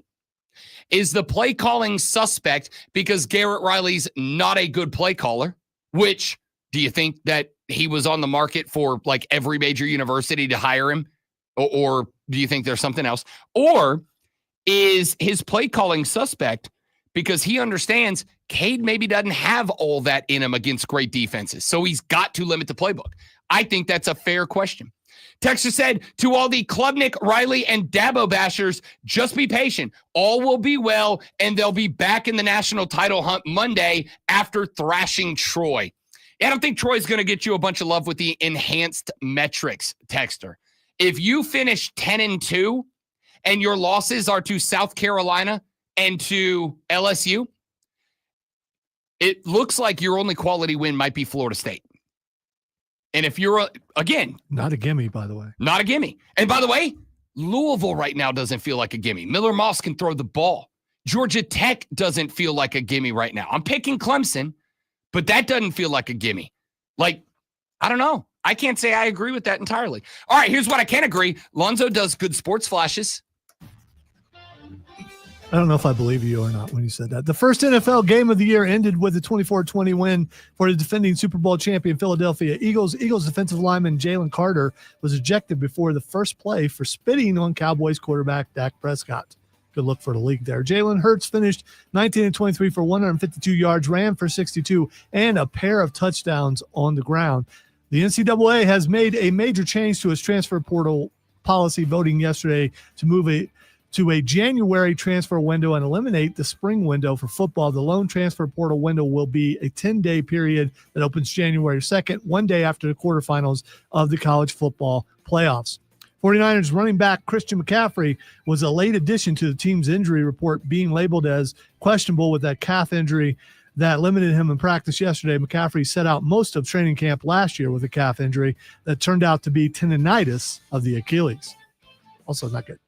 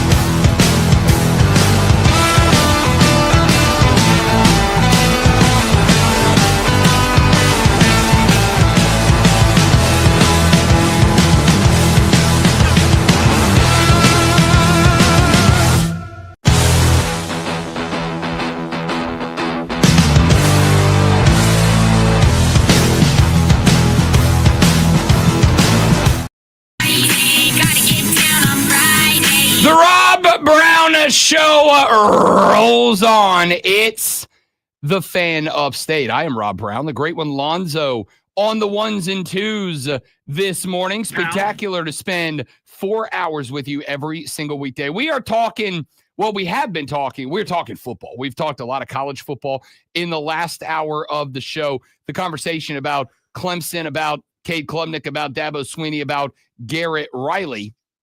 And I do want to clear something up because I got a message during the break that I'm not going to read it, but I will react to it and kind of tell you the gist of it was, am I not worried that I'm being a little over disparaging towards Clemson? I'm not. I'm in fact quite the opposite. What? Like there's going to be repercussions? Is that what they've? I'm not. On. Again, I like what? What kind of repercussion? I'm not worried about it. All right, I'm not worried about it. I'm not worried about it, and I don't even want to make this like a petty squabble thing, because I swear to you, it is not. I don't do anything in this chair but try to be honest. As someone who's been called downstairs early on in his career because I said something disparaging about Clemson, I'm offended when people say that sort of thing.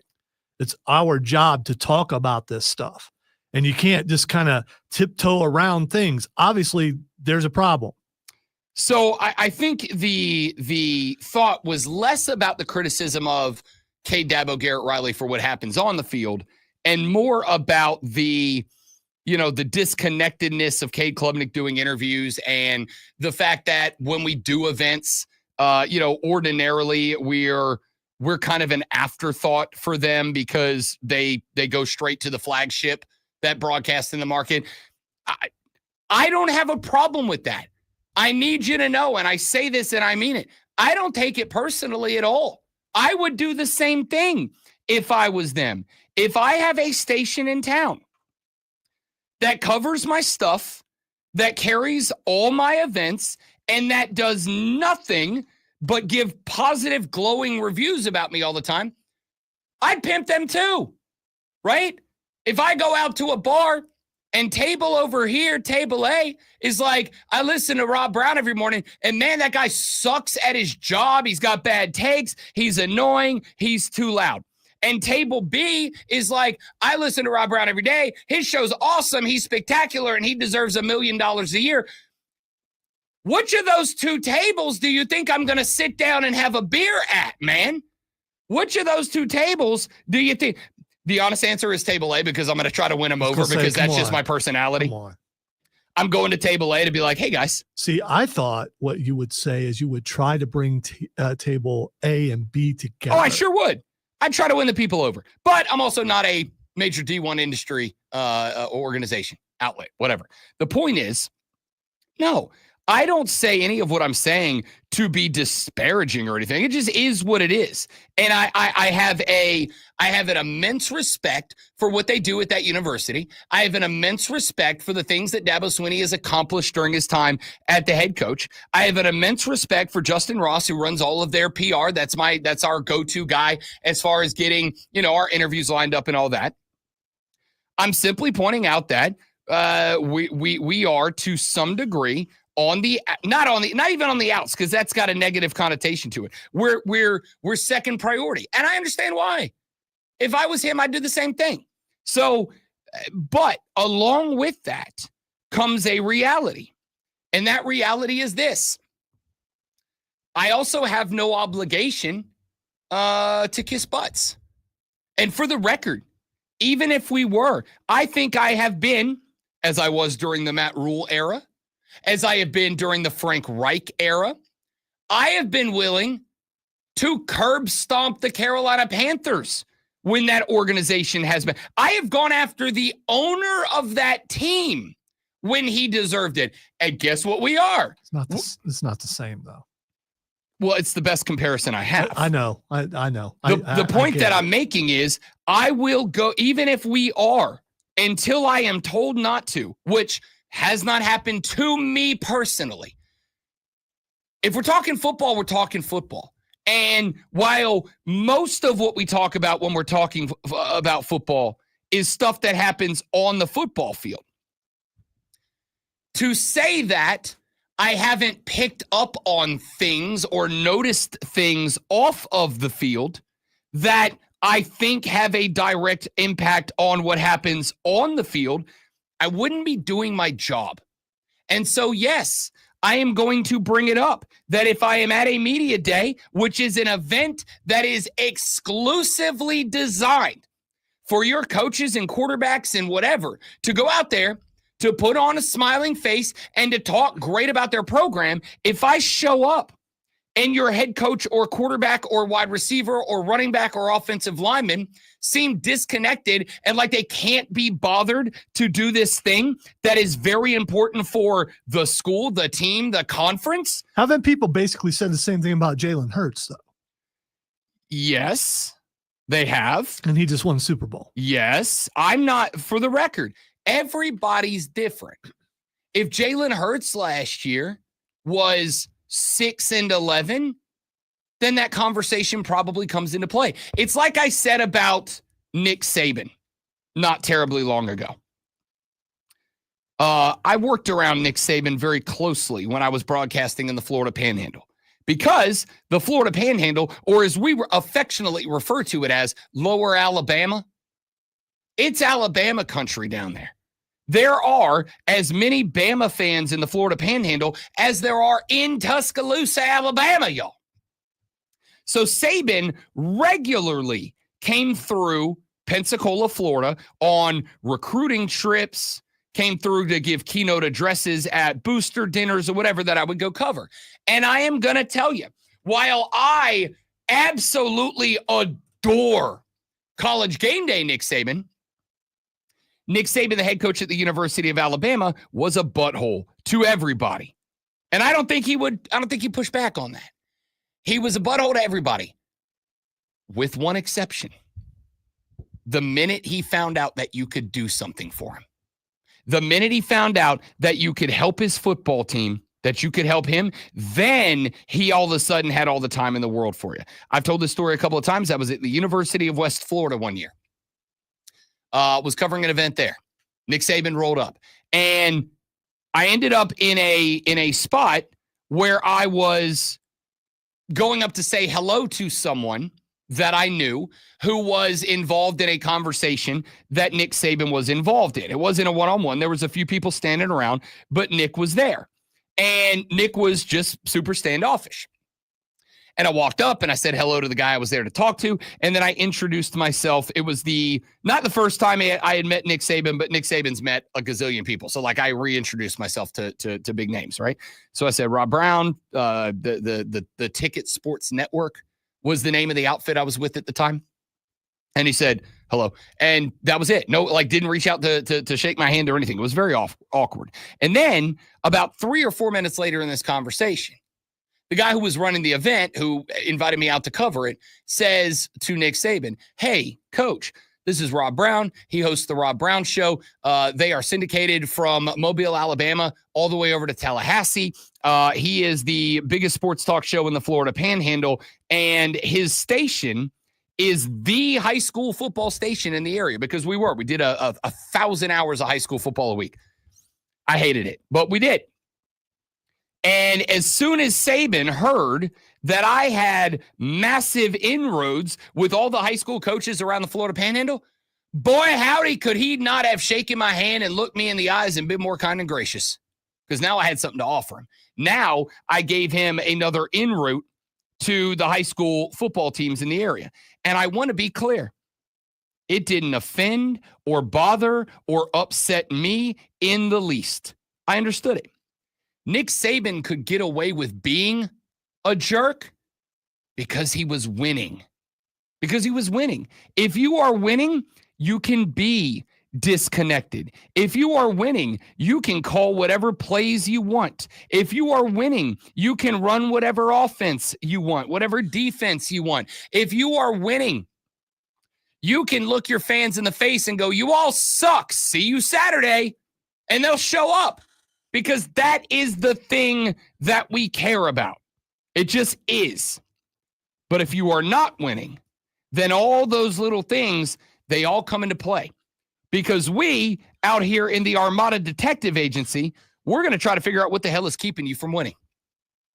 And if I look at a guy who has an opportunity to be the face of the program at an event that is designed to allow him to be the face of the program, if I have a guy who has an opportunity to do some positive for the team, for the school, for the conference, And that guy looks like he could not give a gosh darn less. Look, if he was going out there and winning natties, you know what I would say?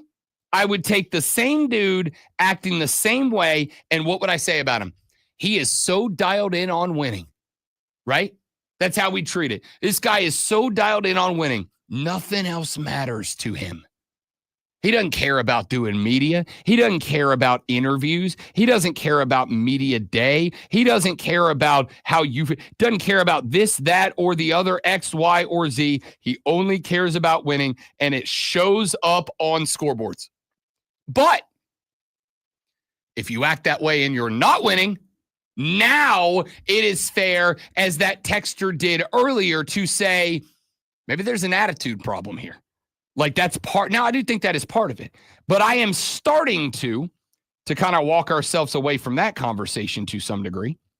I am starting to get to the point where I think he just may not have the talent roof that you guys were sold that he does. And when you take that, I do have to ask this question as a follow-up. And I asked this of Spartanburg J on the text line when he sent a text that kind of inspired this a minute ago. When he was talking about the play calling. Yes, I was sitting on Saturday with a Clemson fan watching LSU Clemson.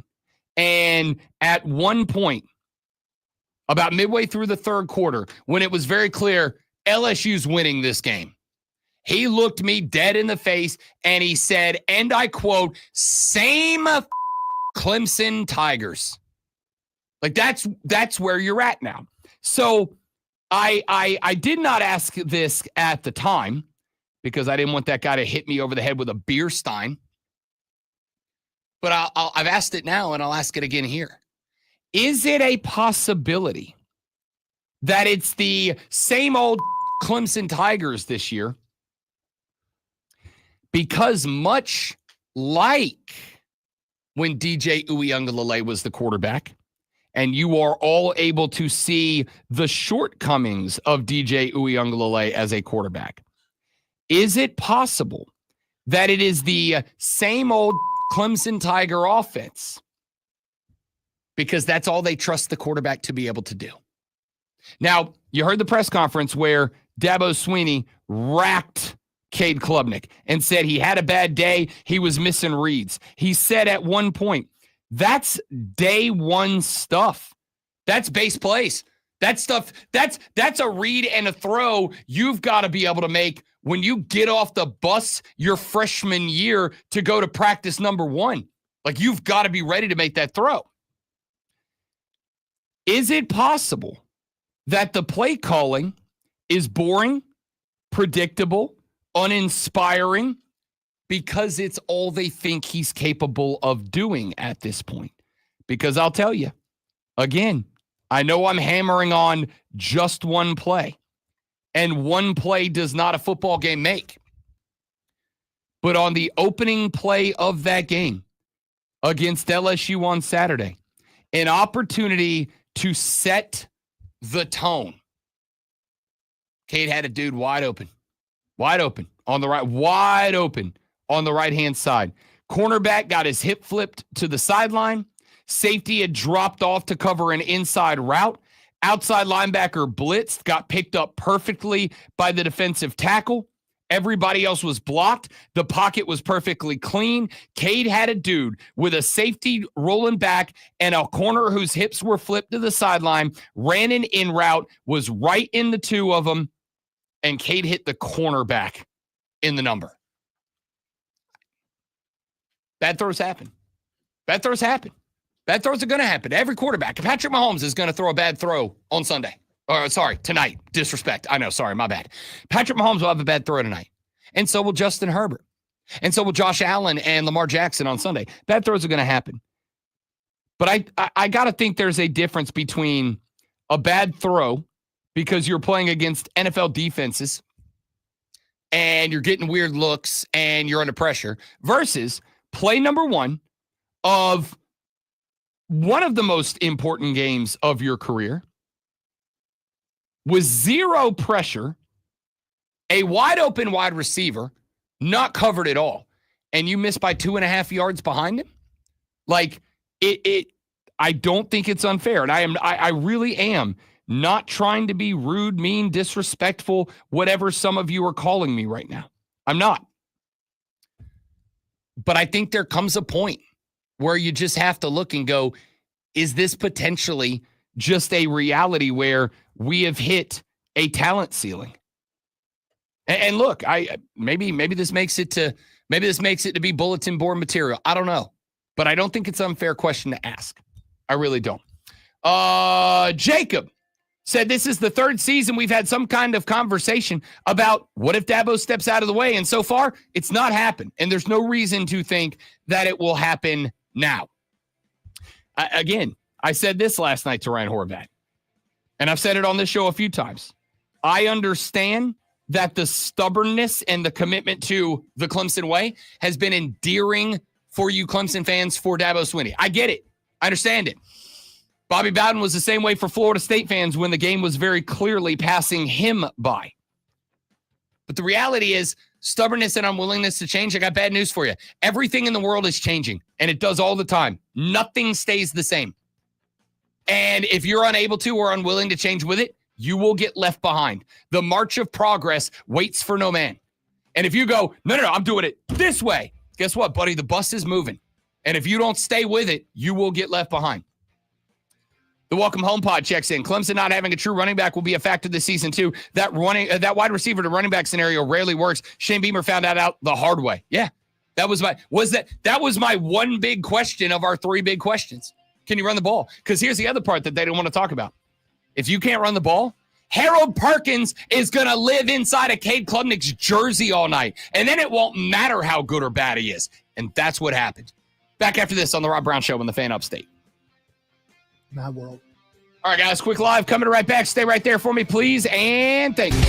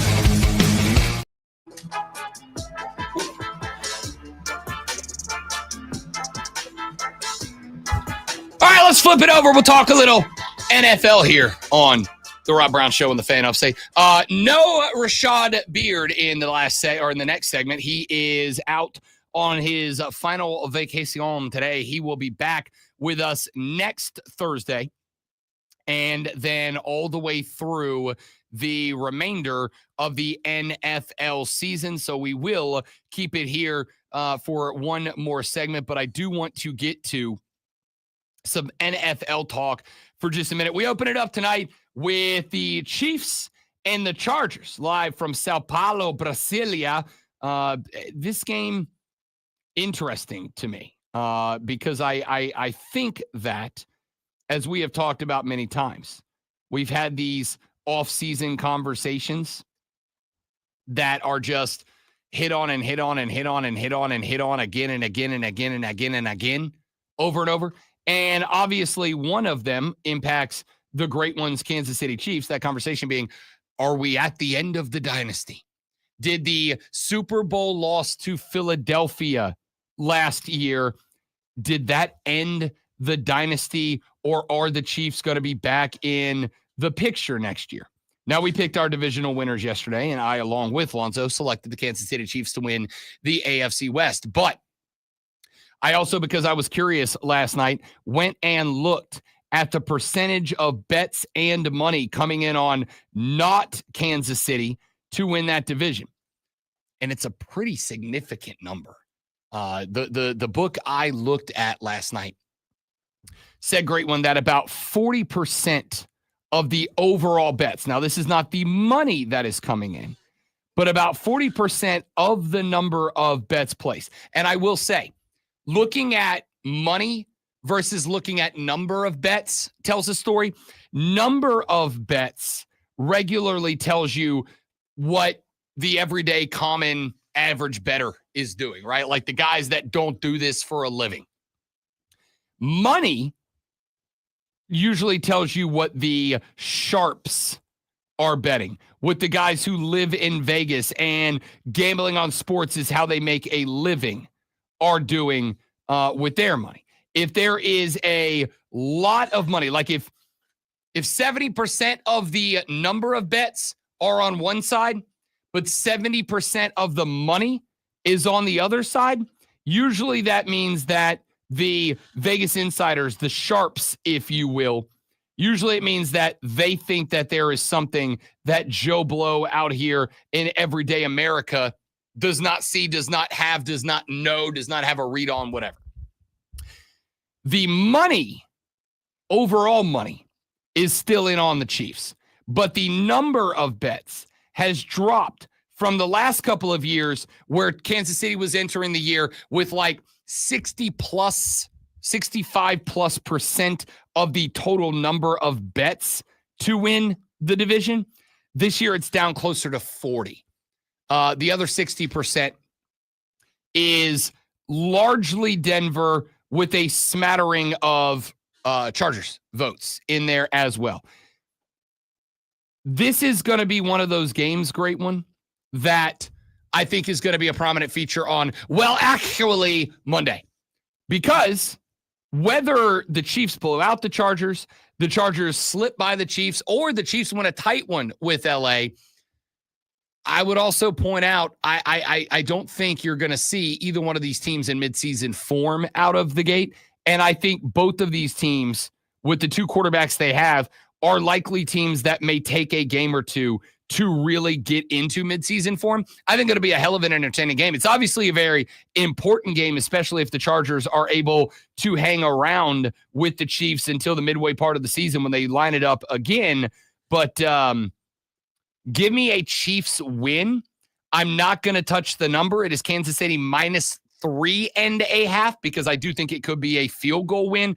Over under 46.5. That is actually surprisingly it's a middle of the road number for this weekend's NFL games. We got a couple of games expected to go up over 50. Very few, actually, I think only one expected to go below 40 points. That's Pittsburgh and the Jets. I like the Chiefs to win tonight, but I'm not going to touch the cover because I do think it could be a field goal game. I am going to say, I think on Monday, Monday, this is going to be one that regardless of how it comes out, we're going to go, let's not push the judgment button yet. I wonder, a lot of things may factor into the betting world. One is maybe Chiefs fatigue getting in the way. The other is, from what I've saw, that Harbaugh is like 5-0 in first games or something like that.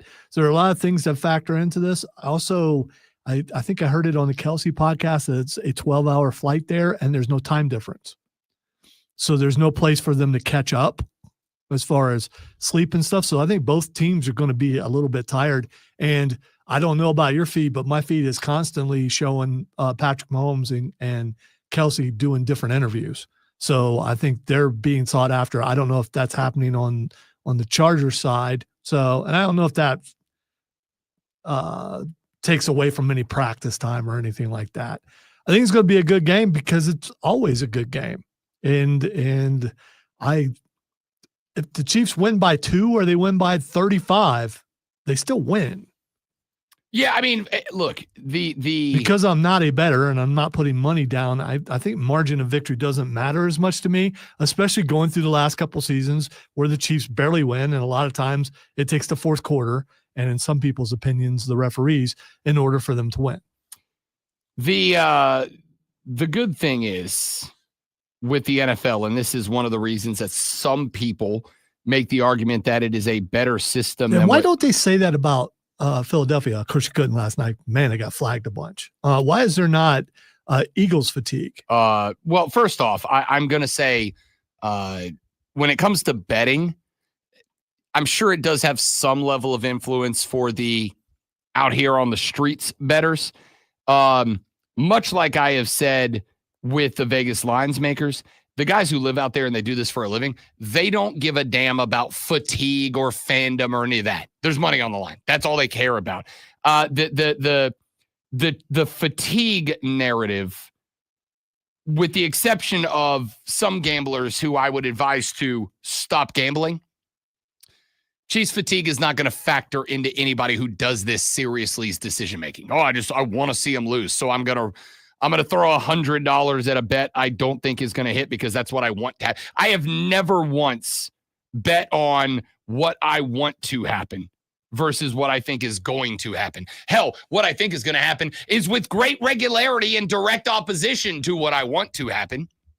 But I do think that obviously there are a lot of variables. I think if this was in Kansas City, this is probably a 6.5 point line. Hell, I think if it was in LA, even with a home field advantage, I think it's probably a 4.5 point line. It being 3.5 may very well have to do with the fact that it is a long flight down.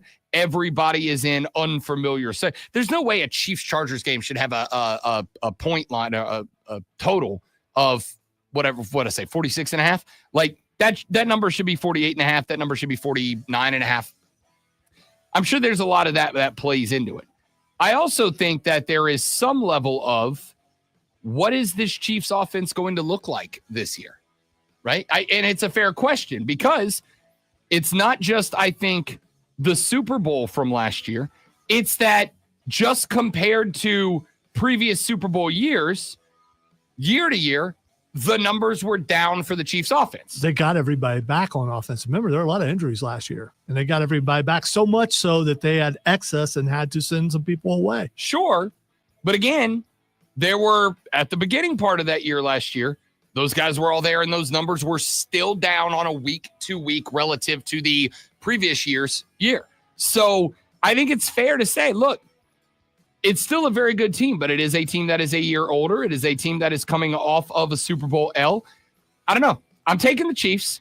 I just don't like the 3.5 number. That's all. All right, we'll take a look at the rest of the NFL schedule, including the games in the NFC South and some of the highlight games from NFL Sunday week numero uno when we come back on the Rob Brown Show in the Fan Upstate.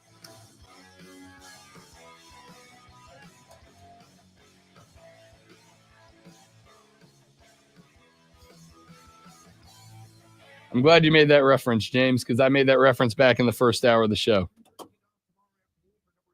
Han shot first, Dak spit first. But the difference is Han didn't miss. Yeah, Han killed, was it Greedo? Yeah. He killed him. So, I mean, there was that. If Han shot first, he didn't miss. What do you mean if? He absolutely shot first. And he's a scoundrel. Why is that? That always so what? I mean, he's a scoundrel. He's supposed to do that. Well, I'm going to read it because I'm going to talk about it. North Carolina and first-year head coach Bill Belichick have banned the Patriots staff from accessing the Tar Heels program. Why were they allowed to in the first place? You don't work there anymore. Because they want to be the 33rd franchise. BRB, dudes.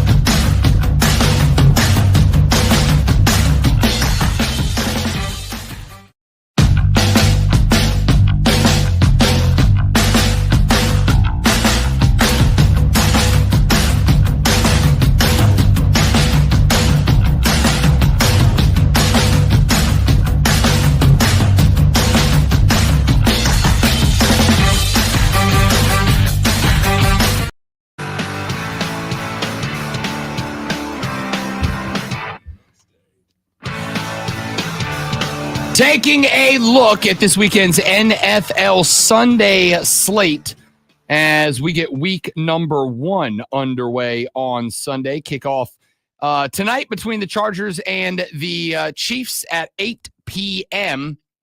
from Sao Paulo, Brazil. Then we just got to hang out through a pretty, I don't want to say bad college football Saturday, but it's just not sexy in terms of big time matchups outside of outside of Oklahoma and Michigan. There are, like I've mentioned, a lot of interesting games between teams that are dynamic, but this weekend very clearly to be dominated by the National Football League. Let's take a look at some of the games. Tampa Bay favored by 1.5 on the road at the Atlanta Falcons. I will not do a lot of week 1 wagering on the NFL unless there's just a line that jumps off the page at me, which as of right now, there are not a lot of them. But this one is, I think, very interesting because while we have seen Michael Penix Jr. starting for the Atlanta Falcons, as we did in a chunk of the back half of last year, they've made some changes. They've stocked up a little bit. I've already gone on the record and said, I do think that the Atlanta Falcons on paper, have the talent to be able to win this division this year on paper. But I've also gone on the record and said, I will bet the Atlanta Falcons to win the division once they win the division. Atlanta's Kyle Pitts. Every year promise, every year potential, every year hype, every year disappointment. I'm just not there yet. We'll see where that plays up. Cincinnati at Cleveland. Cincinnati favored by 5.5. This is going to be one of the few games I am going to bet. I'm going to take Cincinnati to cover. And I think there is 2 things at play. Number 1, there's the narrative about Cincinnati in week number 1. We all remember their loss to the Patriots last year that started off their campaign. And there was quite a bit of discussion about, is this the indicator that the Bengals are officially cooked? No, the indicator is that their defense is going to be tragic this year. Although I'm glad they got Trey Hendrickson back in the fold for Cleveland fans. It's still, or for Cincinnati fans, pardon me, it's still not a good team. The good news is they're playing the Browns. I need a win by a touchdown over the Browns with a fully healthy Joey Burrow, who, by the way, 2 days ago said that, and again, anybody with a mic 2 days before opening day is obviously going to be absolutely hyped out, but said 2 days ago, my body feels and is capable of doing things that it's never done before. I'm in. Give me the Bengals to cover up the 5.5 over Cleveland. He should have bought the Batmobile then. If he wanted to, but then his house got robbed. I get it. And I'm sure that Joey B is probably strapped for cash right now. So will Cincinnati's defense, as bad as it is, make Cleveland's offense look good? I think that's a question. I think it is a possibility. Can Joe Flacco win? Does Joe Flacco make it through the entire game? I don't know. I think it's gonna be closer than what you think. I do think Cincinnati wins, but I think it's gonna be closer. I like Jerry Jeudy a lot for the Browns. Name me another skill position player in Cleveland. Just give me a guy. And I'm putting Zoe on the spot, but we're playing an edition of the Rob Brown Show Home Edition. Name me another Cleveland player. You're putting me more on the spot because I can't remember names anymore. So, right. Even if I did know, is that one guy who played for that one team and he was really good last year and now he's there in Cleveland and he's a running back. Mm-hmm. That one guy. Jerome Ford will get the start. They got Jerry Jeudy, and hell, their best weapon might be David Njoku, the tight end. Like, no, I don't think even against that defense, I just don't think Cleveland is going to do a lot this year. Miami is in Indianapolis. If Shedeur was playing, that would be a totally different story. Yes, obviously. Miami at Indianapolis. This one is interesting because it is a pair of teams that Lonzo and I have very different expectations for both of these teams. I think it is a bounce back year for I'm going to do that every time. The Miami Dolphins this year I think Miami is actually going to be a very interesting team. I am betting their over win total. I think it is set too low. And on top of that, I think Mike McDaniels. Have you seen Mike the last couple of weeks? I think Mike McDaniels is entering his evil scientist era. I think Mike McDaniels is going to be in the lab. He's been one step away from that for a while. No, he's always been like on the verge of letting the inner nerd win. No. I think Mike McDaniels is going to turn evil this year. I think he's like a competent Dr. Doofenshmirtz. That's the first time I've referenced Dr. Doofenshmirtz on the show. It's a good reference. It is a good reference for sure. Now I can't get that visual out of my head. It's my touchdown-inator. I just think he goes from being nerd to snark. He's already doing the snark, but I think it goes that edgy snark where it makes people feel uncomfortable. Oh yeah, without a doubt. I also am very proud of me that I have the dude that can open the show talking about spitting on people and then close it with a Phineas and Ferb reference. Well, I'm well-rounded. The show ain't closing yet. We got another hour. Oh, that's true. It's only in order for me to be correct in my prediction for that particular division, I got to go with Indianapolis here. Yeah, and I'm going with Miami on this one. I think they cover up the 1.5. In fact, I think a money line outright win for the Dolphins. Vegas at the Patriots in Gillette Stadium in Foxborough. That one's a 2.5-point New England. Give me the Raiders, man. Listen, I like the Patriots. I also think they're going to open up the playbook for Drake May this year a lot more than it was last year. I think it may take him a game or two. I'm in on Drake May, just so we're clear. This is not me being out on Drake May. I'm in on Drake May. I just think this offense may take a game or two to get up to speed with the additions this year. The Raiders are going to run it 96 times in this game. Give me the Patriots. I mean, Pete Carroll's a great story, I suppose, because he's old and he's upright. I mean, I don't know, he's energetic for his age, all that kind of stuff. And he brought Geno in. And Geno's serviceable, but I'm going to go with Patriots. I'm going to go with it's going to be close, but the edge goes to Vrabel. You know why they brought Geno in? Because they're going to run it 96 times a game. You think so? Yeah.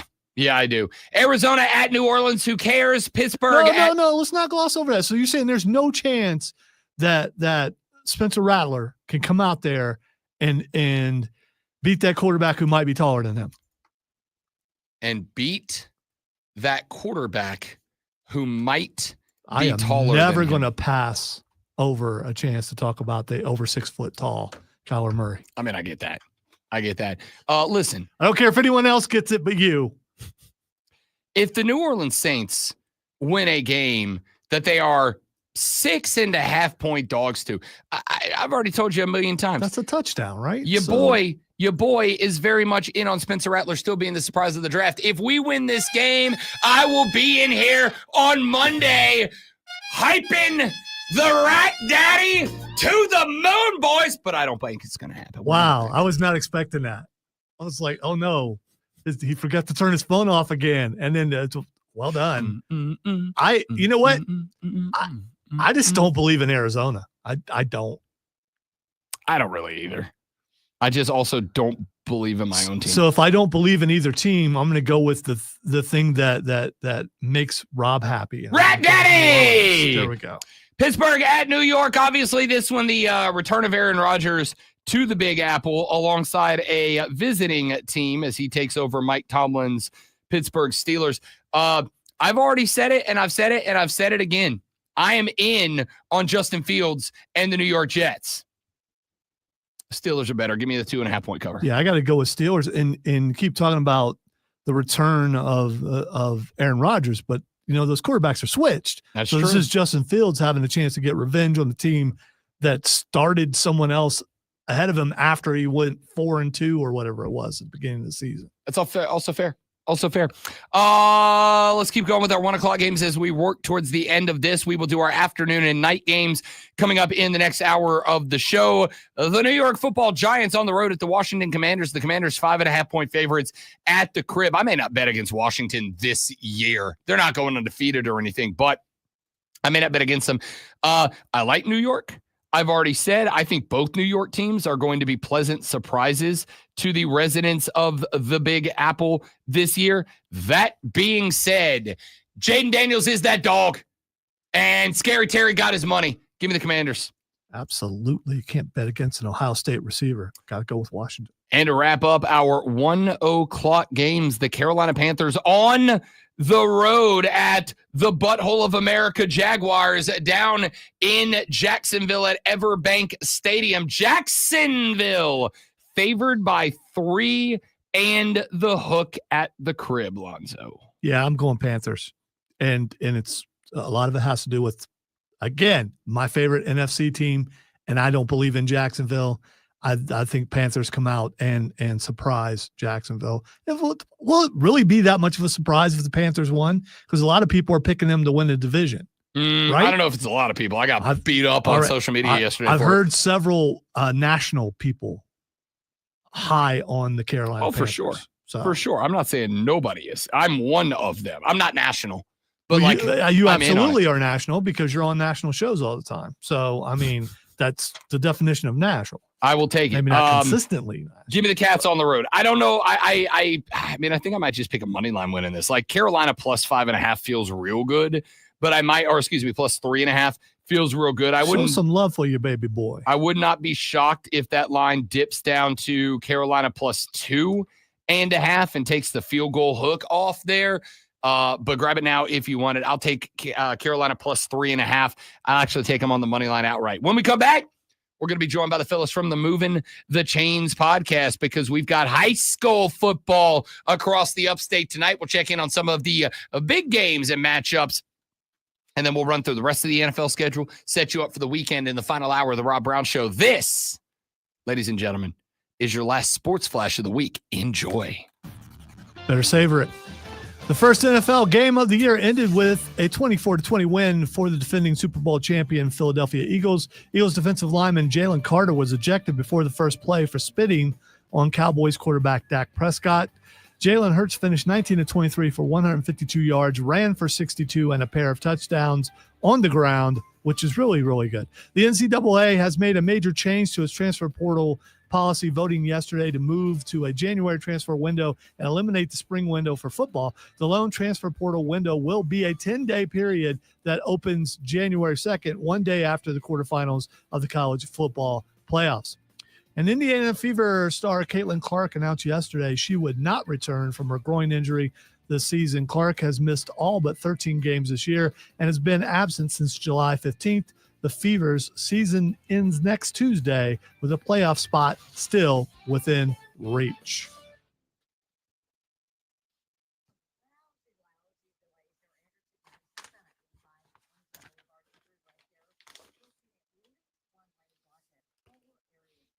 Good catch, James. They are both cats.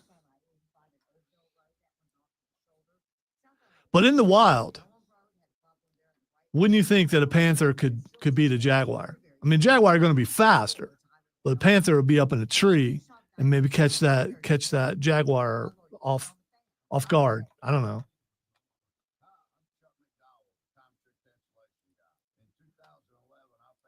Now I'm going to have to look it up and see if because I don't know.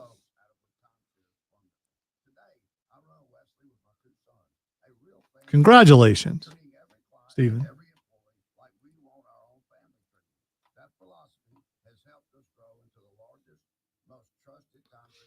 I don't know, since they're not popping up on StreamYard, possibly they're live in studio. Wasn't told, but that's not unusual.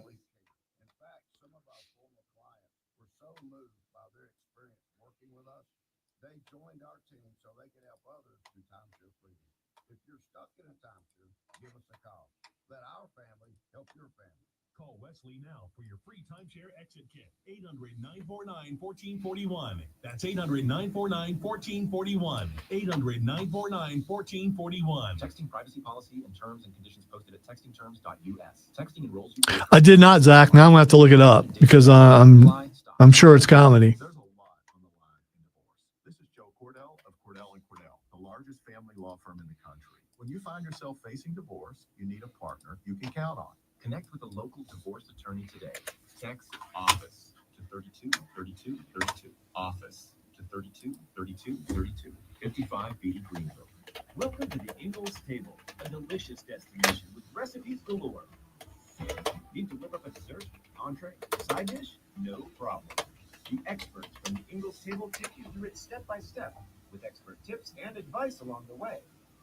Find the Ingalls Table at ingalls-markets.com or swing by the store and pick up your free copy of the Ingalls Table magazine. And let's get cooking. Ingalls, low prices, love the savings. They've got a great band, and we've got a great band. We're going to compete as a band. Well done. I'm guessing that's the quote you're talking about, Zach. It's a good one. It's a really good one. What's that? They've got a great band, and we've got a great band. We're going to compete as a band. Grambling coach. They do have a great band. They do. Can confirm. Seen them many times. Ohio State beat Texas 14-7. What's that? Here's what's awesome.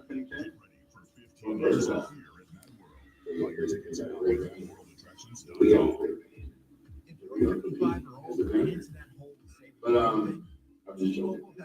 We understand what we do. He ain't joking. He's not really joking. He knows. There for the payday. Ain't nothing wrong with that.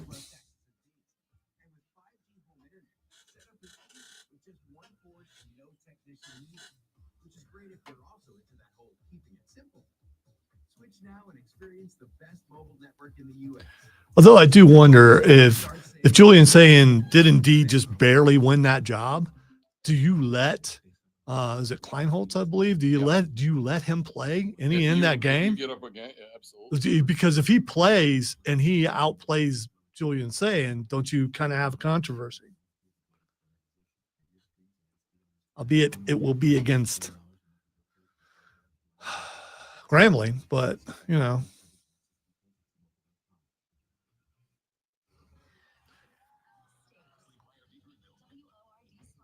Oh, look at that. 2 weeks in a row. What's up, guys?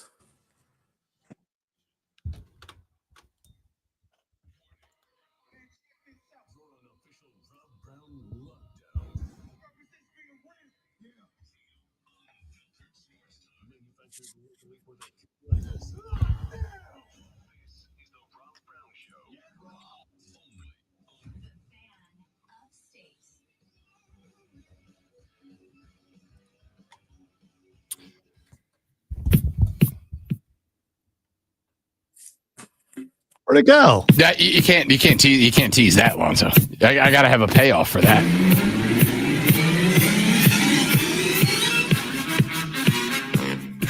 My finger stuttered. My bad. Did you say my finger stuttered? Yeah. It's what happens when you're old and get the shakes. It's the arthritis. Thank God it's. Oh, you missed it. What are you doing?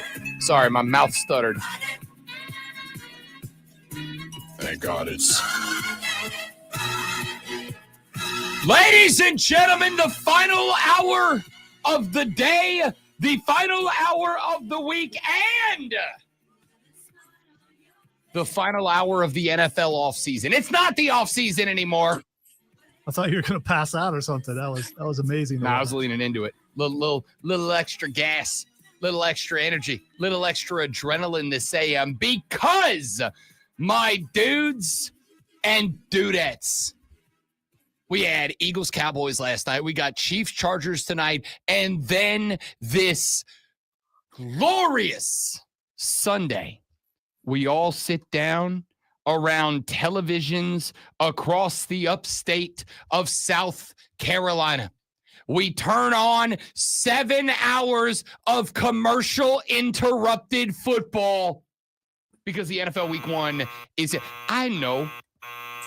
And I got to tell you. Why you got to bring up the bad stuff? I mean, it just, wow. Sometimes in real life, you got to take the bad with the good.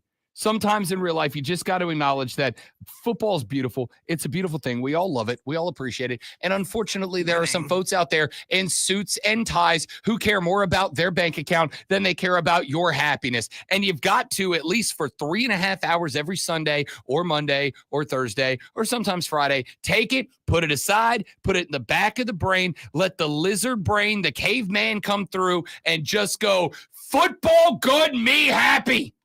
And that's what happened last night. That's what's going to happen tonight. That's what's going to happen all damn day on Sunday. But while the main course is served up on Sunday, there's something else beautiful happening around the upstate of South Carolina tonight. There's something else glorious around the upstate of South Carolina this evening. And that, ladies and gentlemen, is football at its most beautiful and pure. It's high school football night around the upstate, ladies and gentlemen. And if we're going to get you all set up to talk a little high school football around the upstate of South Carolina, who in Hades' name would we bring on to talk high school football? Then the fellas from the Moving the Chains pod. And we got an elite duo today, an elite combo of the fellas today, because joining us today, John Epps makes his return. Jarrell Hendricks graces us with his presence once more. Boys, how we doing, fellas? Doing great this morning. How are you? Hey, John, thank you. Thank you for being so courteous and professional in your response. It's appreciated. Yeah, back-to-back weeks, man. It's so good to join you guys again. Appreciate you having me back. It's going to be fun talking some high school football. We got the appetizer for the main course this weekend. I like it. Speaking of that, I'm trying to figure out what's behind. Yeah, I was going to ask you, did you ask your grandma for permission to broadcast from her basement? You know, yeah. I'm at the real job, so I'm at work, and I decided to grace you guys on the clock too. So don't tell anybody. Double dip. It's okay. We're both big fans of produce, so we're good. I was sitting here about to give Jarrell hell for broadcasting from Grammy's basement, and my man drops, "I'm in the break room at my real job, you moron." Hey, just keep it on the hush. We got to talk high school football, though. That's more important than getting a paycheck today. Hell yeah. That's my guys. That's why we bring John Epps and Jarrell Hendricks from the Moving the Chains pod every Friday to talk, to set you up with a little high school football conversation. So let's get to it, boys. Let's kick it off, fellas. Dorman back at the crib tonight. John Boy taking on Greenwood. Give me some thoughts. Yeah, this is an exciting ball game. Two programs that showed a lot of improvement last year, and they are hot out the gates here in 2025. Dorman, 2 games under their belt. They've given up 1 score. Defense looks really, really good again. But this year looks like they've got some offense to match that good defense. They look really strong. On the other end, you got Greenwood, who really put up some points last week. They scored 48 points in their opener. They look to continue some big momentum that they had last year. This is going to be a really, really fun game over in Dorman. I'm not sure we're going to see a defensive battle. I'm not sure we're going to see a shootout, but I know we got a good chance to see a really, really good ball game here. I'm going to take Dorman at home just for that reason, a little home cooking. But it's going to be a great game, and 2 teams that are going to look really strong throughout the year, I think. I like it. Jarrell, a game I'm really interested in because I've gotten the opportunity to see these 2 teams play, not this year, but in years gone by. And these are a pair of teams that I think if you said you had to pick teams to define the word grit, it might be these 2 squads. Wren at Powdersville. Well, I mean, they both take leadership from their coaches when you talk about the grit there. I mean, you got Coach Freight over at Wren, got Coach Muster at Powdersville. I mean, just 2 of the best that we have in the state of South Carolina, and they happen to be located here in the upstate. These are 2 of my favorite programs to follow throughout the year. This is a cool little community rivalry, too. with Powdersville breaking off for Wren a few years back. And, they've gone at it. These are two really good football programs and have been for a long time now. Wren sitting at 2-0 here, had some big wins over Palmetto and Easley, won handily. They've really leaned on Montu Brown, new running back there. He's averaging like 160 yards a game, so he's really getting after it. Carson Bryant at receiver, and it's allowed their new quarterback to kind of get settled in. But as you can see, I mean, they've given up 21 points this year combined, so the defense has really been their calling card. When you talk about Powdersville here, the Patriots stumbled out the gate, lost to Seneca in a tight one and a very good Bobcats team there, but bounced back in a huge way, knocking off Abbeville. So the Patriots, again, they're like you said, a gritty bunch. Love their quarterback, Keegan Reed. If you get the opportunity to go see him, this kid can sling the pill. He is a big kid, can throw off platform, really fun to watch. But should be an exciting matchup. I like Wren a little bit more here to go on the road and win this one, but it should be a fantastic rivalry game. So because of that, real quick, before we get to the next couple of games, Jarrell Hendricks, is it morphing into, is it going to morph into, like, is that going to be one of them, like, deep running rivalries that we look forward to every year? Oh, certainly. I mean, it's already there, man. I mean, it's literally, you have a school in that tight-knit community. I mean, it's one of the fastest growing areas in the state right there, that Piedmont, Powdersville area, butts up right against Greenville County. So, I mean, yeah, I mean, it's kind of, I would say, not nasty. It's a friendly rivalry because, I mean, up until a few years ago, I mean, these kids probably went to school together. But it's been really fun to see because they're really good programs. I mean, these are state title contenders year in and year out. So it's really, really good football. I like it. All right, speaking of another couple of teams that have bumped heads a few times, John Epps, Gaffney, the Indians coming down to take on Greenville. Yeah, Gaffney breaking in new to head coach after the long-standing career they had. And now is Jarrell, you got to help me out.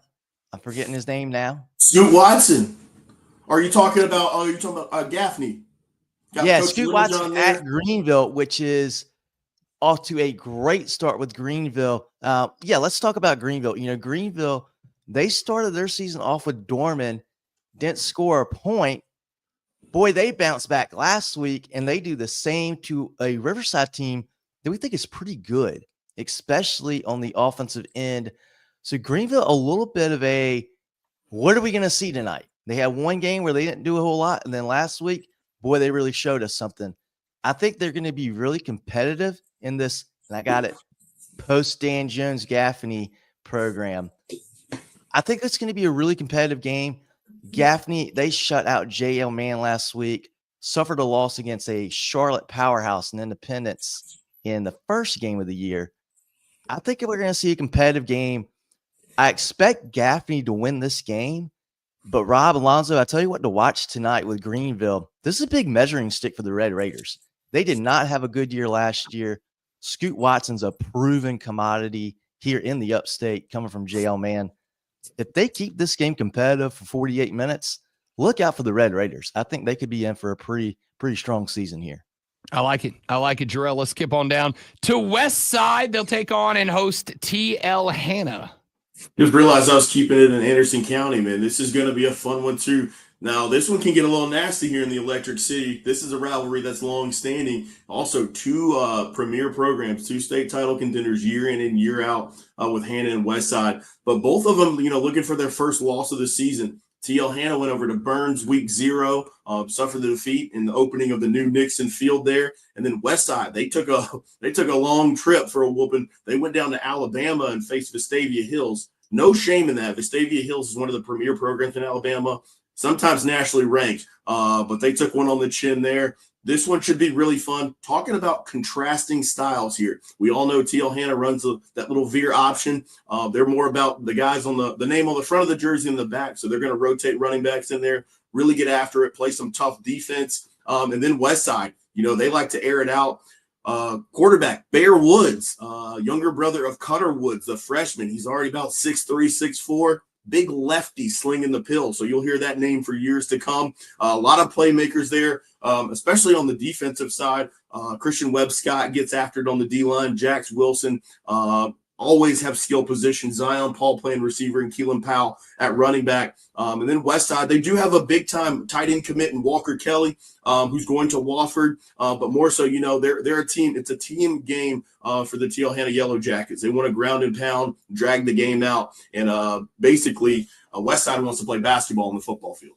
Nothing more American, gentlemen, than monster trucks, apple pie, the solo to Leonard Skinner's Freebird, and high school teams running the triple option. That's just the definition of the red, white, and blue. Let's keep going. We got a couple more games scattered around the area that the boys put on the list to break down for the Rob Brown Show here on the Fan Upstate. John Epps, Jarrell Hendricks from the Moving the Chains podcast. And I'll let you guys break down whoever wants to take whatever game. Let's go with St. Joseph's at Mountain View.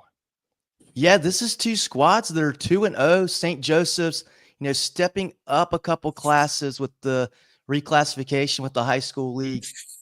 Took their lumps last year, but they've started out 2-0 this year. I think they're a much improved team, much improved program. Mountain View, also 2-0. This is a group that lost a lot of talent last year, but they have bounced back strong here to start the season. Somebody's going to have to get their first loss, but I think we got two pretty good teams. Mountain View at home. I like the Stars to win this one.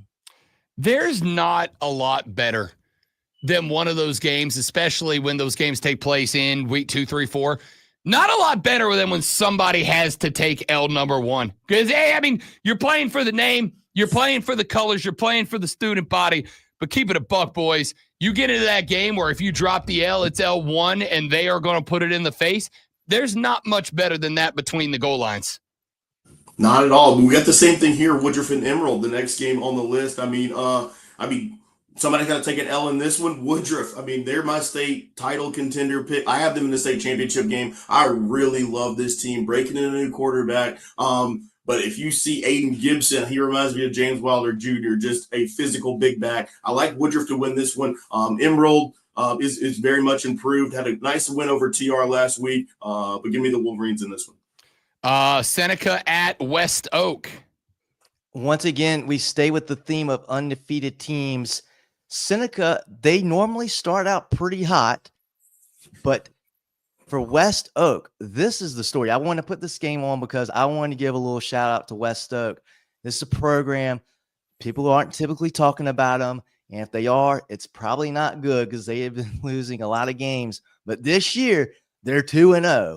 And I think Seneca wins this game, but boy, the electricity they're going to have at this ball game, being 2-0, having a chance to go 3-0. And if they beat Seneca tonight, look out. I don't think they do, but hey, you got to line up, you got to play the game, and they deserve a shout out for starting off the season 2-0. We don't play the game on paper, John Epps. We play it on grass. Jarrell Hendricks wrap us up with JL Man at Daniel.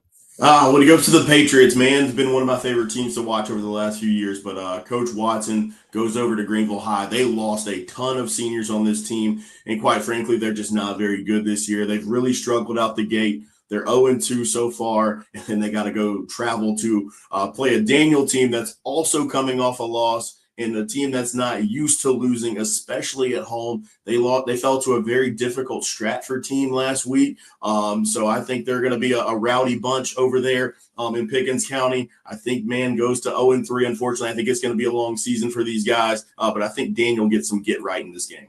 The boys from the Moving the Chains pod join us every Friday at 9 a.m. to break down the high school football game action across the area. You can find them on their website, movingchains.com. No G in that, movingchains.com. And, of course, find them on social media at Moving Chains on Facebook, Twitter, and Instagram. The podcast available on Spotify, Apple Podcasts, and Google. Fellas, you guys are pretty good at this. You should start a podcast or something.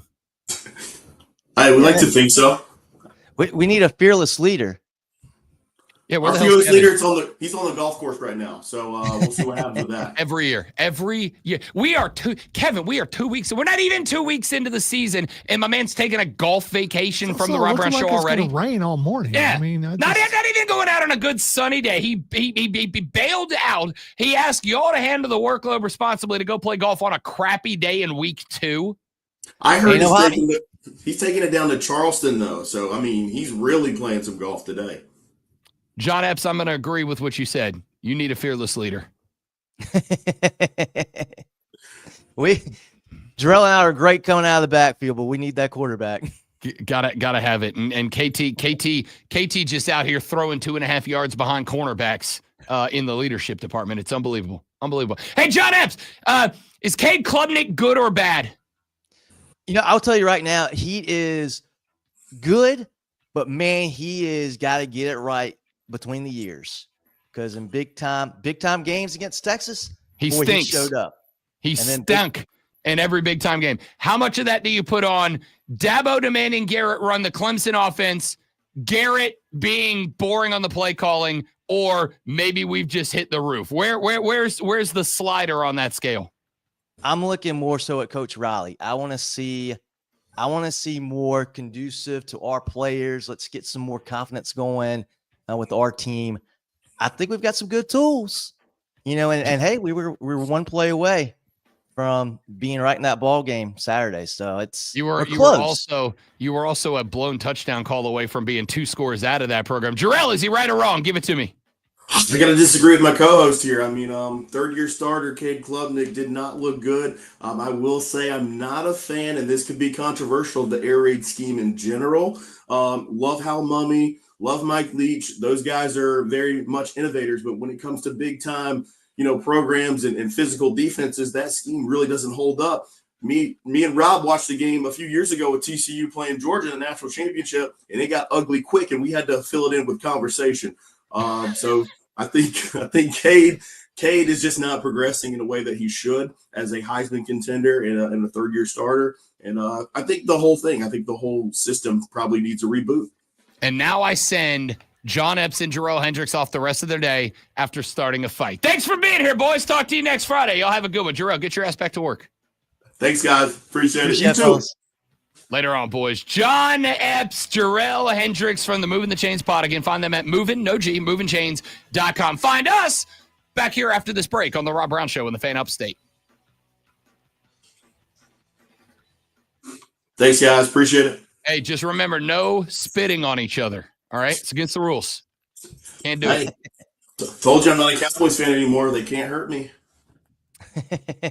I feel like you say that out loud, Jarrell, and I feel like in your heart you're struggling right now. I mean, was that not such a Cowboys game last night? That was what the hell was CeeDee Lamb? What is CeeDee Lamb? What is CeeDee Lamb? How do you have the ball game of your life and then drop 3 gimmies? That's ugly. That's just the Cowboys, man. That's what they do. They hurt people. I didn't see the fourth quarter. He didn't drop him in the fourth quarter, did he? Oh, yeah. All 3 of them in the fourth quarter. 2 of them on a drive that would have given them the lead inside of 2 minutes to play. Hit him in the hands, John. John, these are not like tried to make a circus catch, took it off the fingertips. I mean, Dak was hitting him in the friggin' face mask coming across the middle unguarded, and it just it's ugly. I've never seen anything like it. Dak looked healthy. He was moving around. Dak looked great, and I'm tired of Cowboys fans putting it on Dak. Other than injuries, Dak has been great for y'all, and I'm tired of the Dak hate. It's unacceptable. I don't know who the y'all is you're referencing, but yeah, Dak's been pretty good. He's been solid. He's a solid quarterback. I mean, you Cowboys fans, Jarrell. That's what I mean. Hey, Cowboys won me money last night. +8, baby. We covered. Yeah, I got them at 8.5. Same boat. Hell yeah. Love to hear it. Love to hear it. Easy money. All right, fellas. Appreciate y'all. Rob. Be good, fellas. See ya.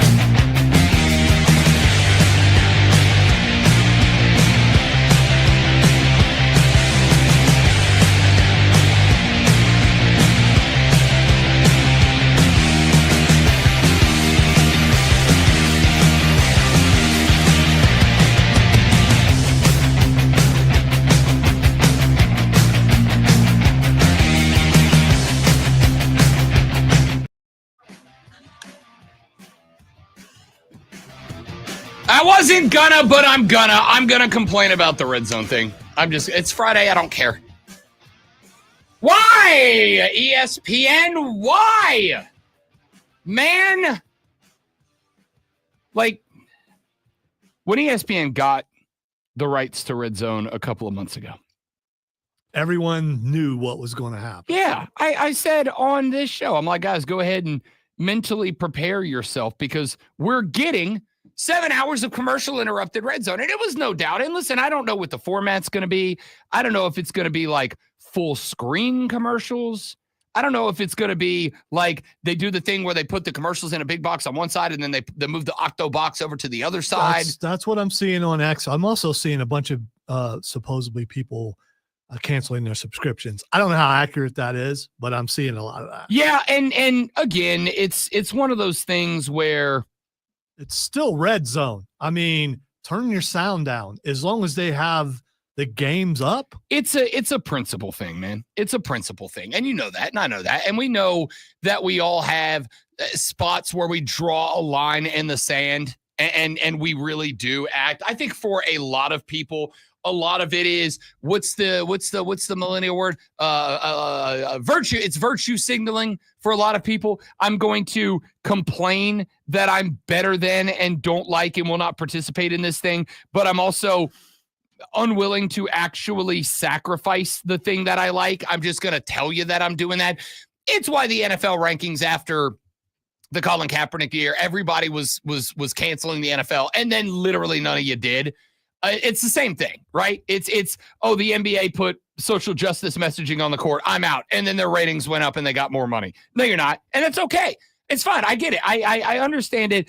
I read a study not terribly long ago that something like 82% of people who like post workout videos on their social media, that's the only workout that they did. And they just take video of it. And it's about the dopamine hit, right? To have this dopamine by playing the role of this person who has, I'm standing up for this. And then it's just easier not to do that. Here's the thing.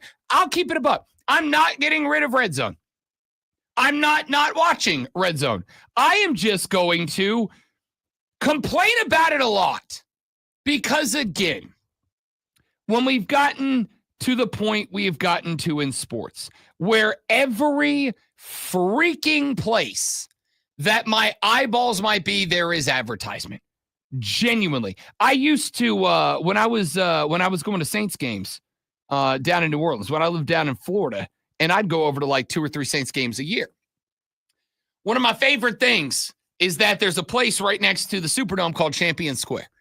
And it's basically, it's like a public tailgate party, right? Like it's a big open area and they put on concerts and they have food vendors. So if you don't have like a spot to go tailgate, you just go to Champion Square.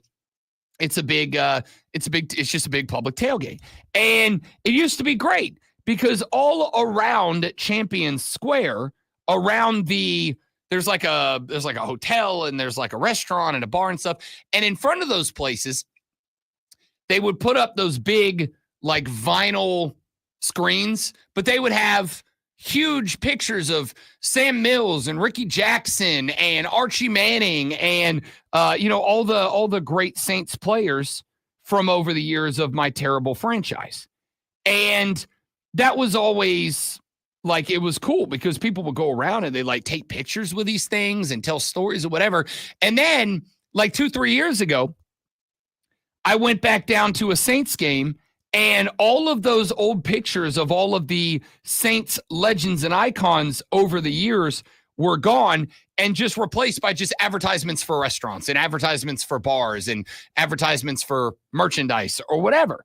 And it's like, it just kind of took away from the aura of the place, right? Like it was awesome to walk into Champion Square and literally be surrounded by the history and the legacy and the tradition, of which there's not a lot, but to be surrounded by the history and the legacy and the tradition of the great Saints gone by that never won anything, but hey, we loved them anyway.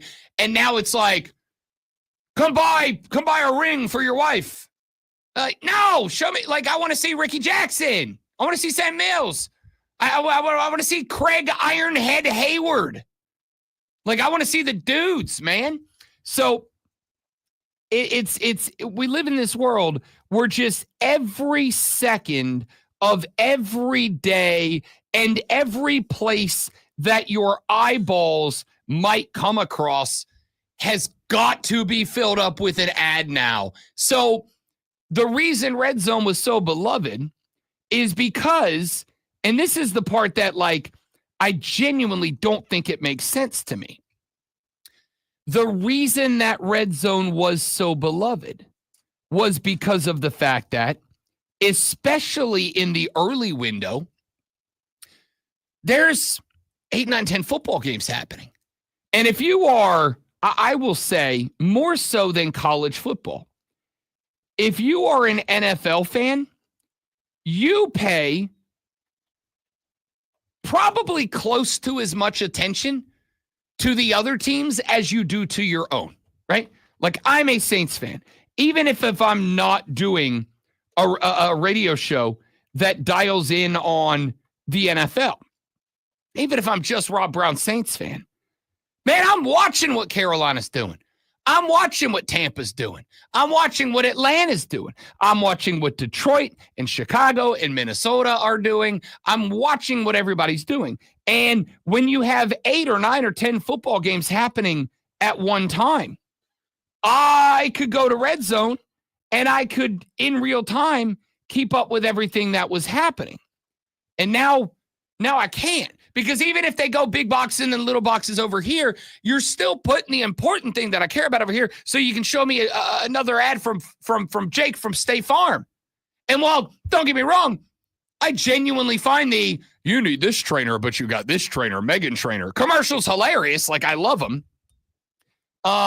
It just feels like for Patrick. He does sports. Yeah, he does sports. Why is no one clapping? I love that. I really like that commercial. I think they're very good. Here's my biggest concern is do not ruin the montage at the end of all. That is all the absolutely touchdowns. not the biggest concern. It's a huge part of it. Because I don't, if they do what they're saying and they throw up a couple boxes and the commercials are in the box, I can ignore the commercials. I can turn the sound down and I can just watch the game that I'm interested in. But if there's going to be, and I don't know if there is, if there's a title sponsor for the final montage, Dude, you know good and damn well and there there's will going to be a big, I don't know, Coors Light thing or something right there the entire time, like taking up the edge, that would be annoying. You know there's going to be. Because, again, you're not allowed to have a freaking centimeter of available space that doesn't slap an ad on to it. Again, like, so I saw yesterday, I saw the picture of of Carolina's field and the big yellow ads. And again, good on that Caterpillar dealership / rental agency for going all in and putting the money on the table, because you can't run a successful college football program anymore without having the dollar bills, y'all. Good on them for buying in and founding a partnership, or I guess expanding a partnership with South Carolina. Good on them for creating a relationship where they go, we're going to put X amount of millions of dollars into the pot so that the Carolina Gamecocks can go out there and compete with teams that have unlimited money turned on, like Georgia and like Tennessee. Good on them. But even with you applauding that dealership, which I do, for buying in, those palm tree logos on that field were just like iconic, dude. Like, it was just something that made that field stand out and be unique and have its own personality and character. And they're not there anymore. They're not there anymore. We're getting progressively more, everything looks like a NASCAR fire suit, which is ads everywhere. The Red Zone is sacred, man. It's sacred. It is the one place I could go on Sunday and just honestly feel like football's the most important thing. Football, me, I, the viewer, the watcher, the listener, I'm the most important thing happening right now. And now it doesn't. Now even the red zone is now just like, hey, you're the product, bud. You're the product. You're being used here. We are doing this just to get you. Not the other way around. Not this is important for us because of you. No. We're only doing this so that we can sell you to these companies. Have fun. I don't know, man. It just, I don't know. I probably sound too woke right now. I don't know what to tell you. It stinks. Red Zone was special, and now it's welcome to 7 hours of commercial interrupted football. Anyway, I'll see y'all when I watch Red Zone all day on Sunday. Back after this on the Rob Brown Show on the Fan Upstate.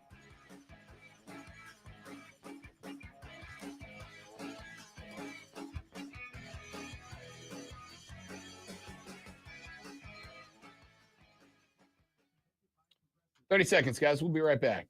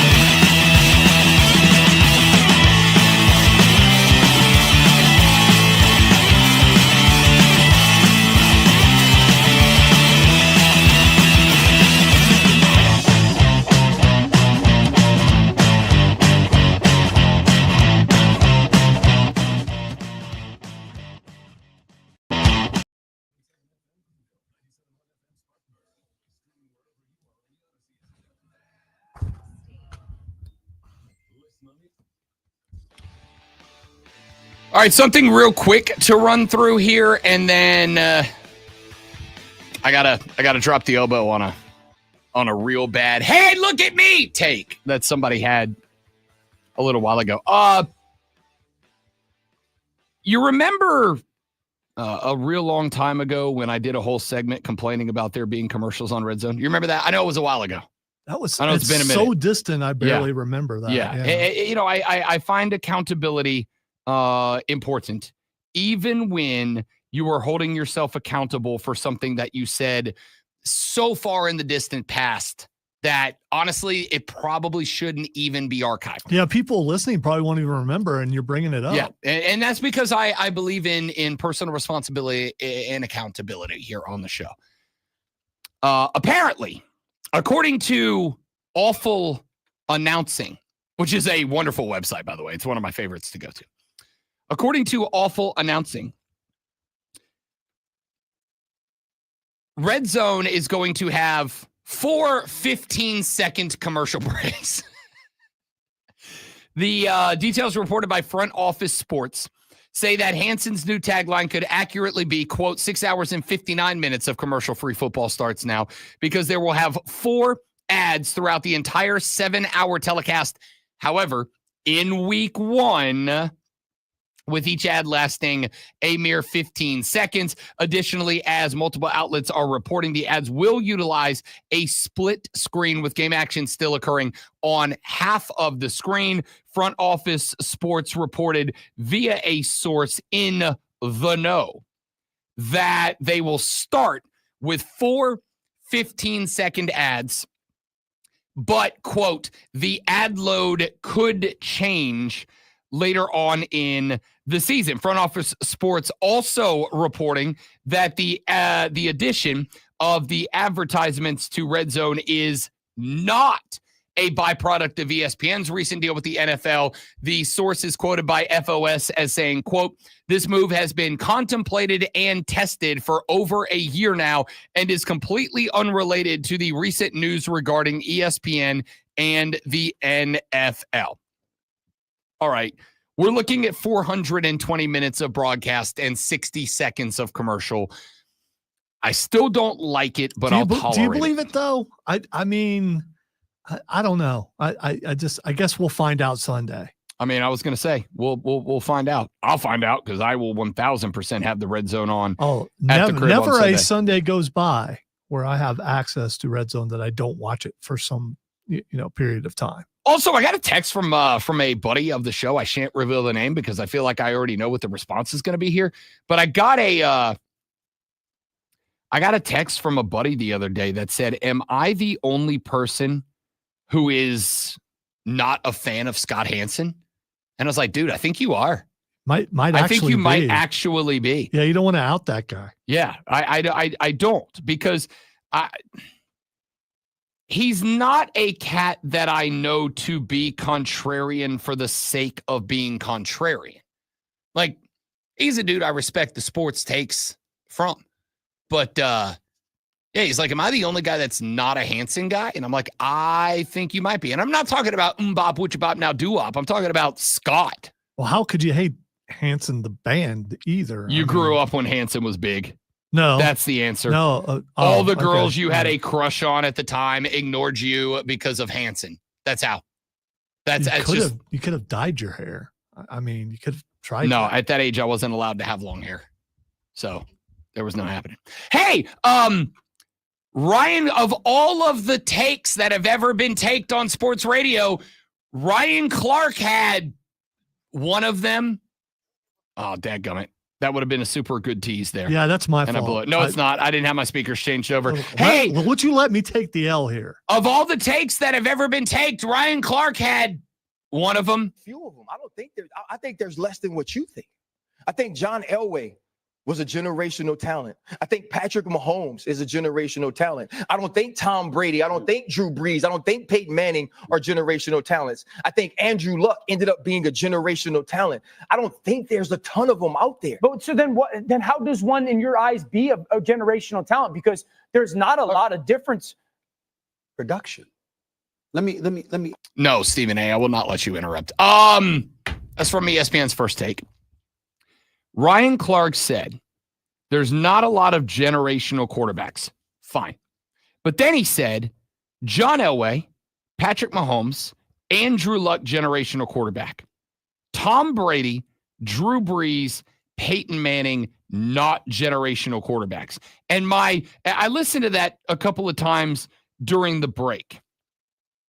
And I came up with this response after spinning it through the noodle a handful of times. Drew Brees run? My response to Ryan Clark is, what? 7-time Super Bowl champion Tom Brady is not generational? Peyton Manning, multi-time Super Bowl champion. Drew Brees won a Super Bowl in New Orleans. I just want to say, out of the 3 that he mentioned, 2 of them could be considered game managers.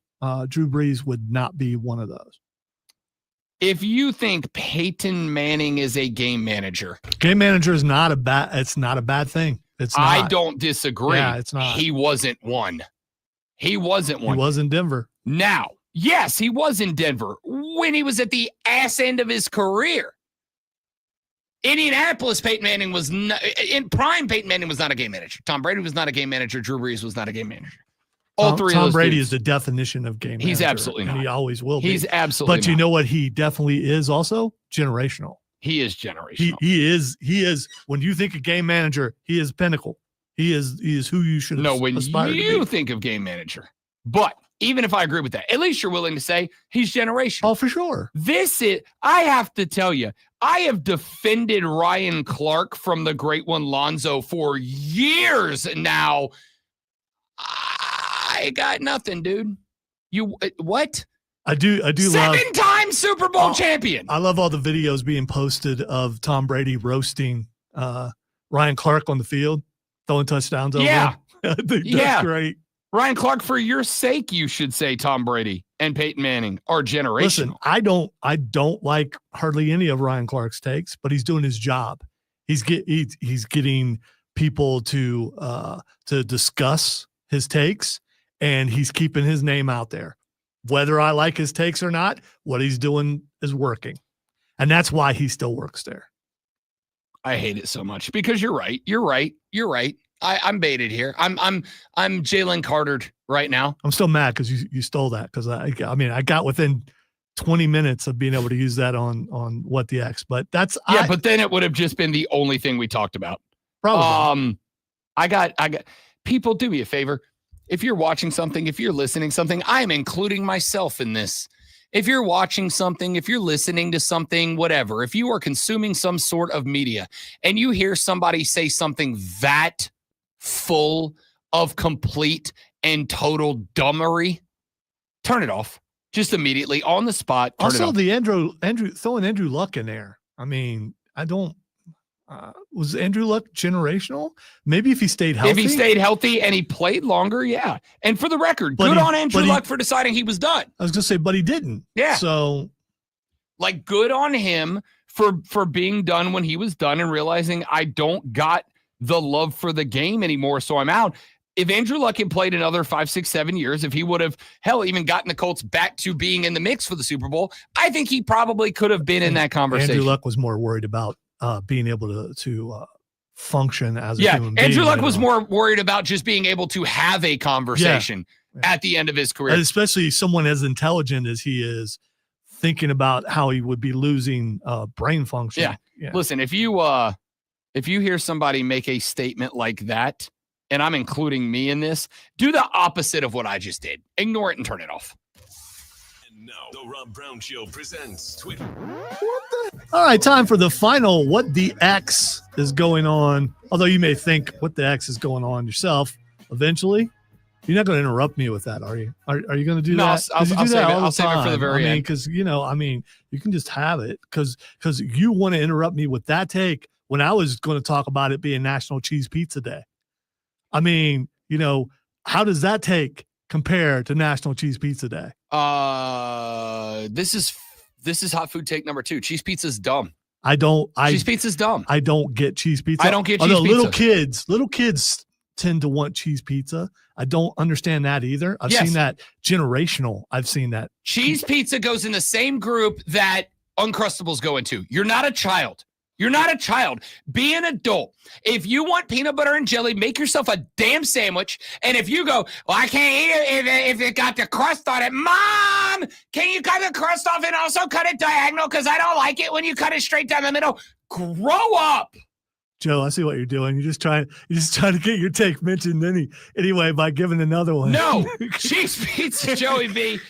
Cheese pizza is not awesome. Why would you just get the base of a pizza when there is an infinite world of things you can put on top of it to have a more complex taste? What if, and I agree with you, but what if you have like 4 or 5 cheeses? A bunch of different. You still don't have. It's not a cheese pizza. Then it's like a 4 cheese pizza or a 5 cheese but pizza. you still don't have. Pizza. You still don't have any meat. But even you still, don't have. I mean, you don't have. It doesn't have to some be veggies. Rob Brown will crush a veggie pizza. I love a veggie crush pizza. a veggie pizza.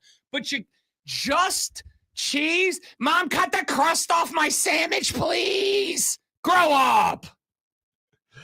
Okay, Joe says because you can taste how good the sauce, cheese, and crust are. I agree. I mean, I'm a sauce guy, but I gotta have a little something more than cheese on it. All right, the next. So you're telling me if I put pepperoni on it, I can get away with ass pizza sauce because you don't taste it? No, exactly. you can't. Exactly. Yeah. All right, the next thing that's Xing is Brock Lesnar.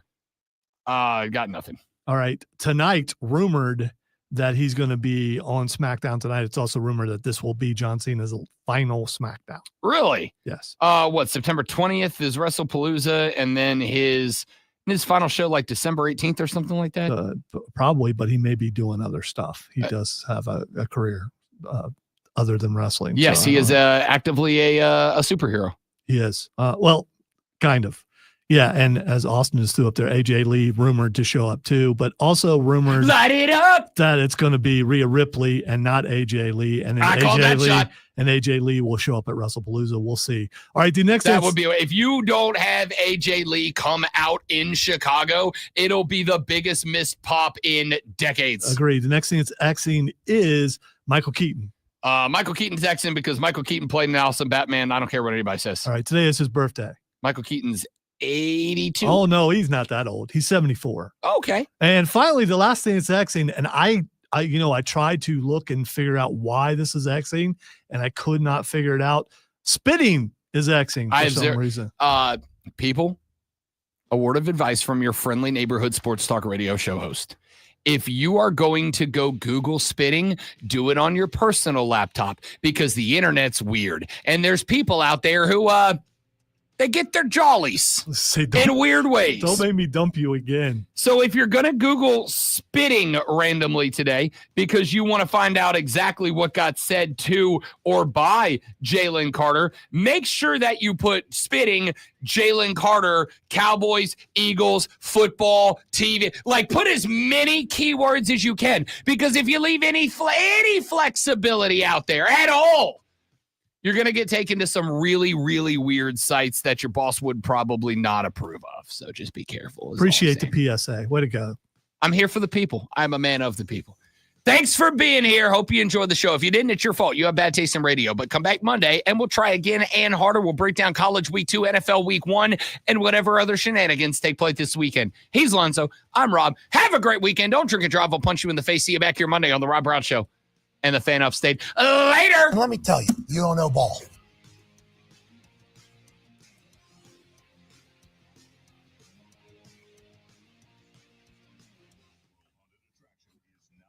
I got a B+ on my. Yeah, but still. I'm B+ glad from the guy you who know gives me himself. well enough to know that I was going to do that. And I thought you killed it. And so did he. He looked shocked at how good you did it. So. Oh! No, thank you, Austin. Yes, thank you, Austin. Pleasure's mine. Yes, it's Austin, ours. this He's is such why, an eye guy. You know? This is why I encourage you to have at least 5 TVs in every room in your house for nights like tonight. Garlic cheese pizza is great. Again, Steven, garlic pizza great. cheese on a pizza. That's your base. Generally, doesn't most pizza have garlic in it? I think. I mean, everything I do does. Garlic butter. If I make homemade pizza, which I do sometimes. What's the Irish butter company? The Irish butter you can buy. Killarn's butter. I think it's Killarn's. You can buy Killarn's butter in sticks at the store. Here's what I do. Killarn's makes a garlic butter in a stick. It's already garlic buttery. Take that, melt it, put in more garlic. All right. 1 clove of fresh garlic, smash it, cut it up, grind it down real thin, put that in there, melt it all together, rub that around the crust before you bake it. Okay? Before you bake it. If you put it on after you bake it, it just sits on the top. Kerrygold? Is it Kerrygold? Maybe it is Kerrygold. Yeah, because I mean, yes, it is Kerrygold. That is exactly. Where'd I get Killarn from? That's an actual Irish place. I've heard Kerrygold so many times. Yeah, I don't know from where, but yeah. Yeah. But again, why would you get just cheese when you can get literally anything?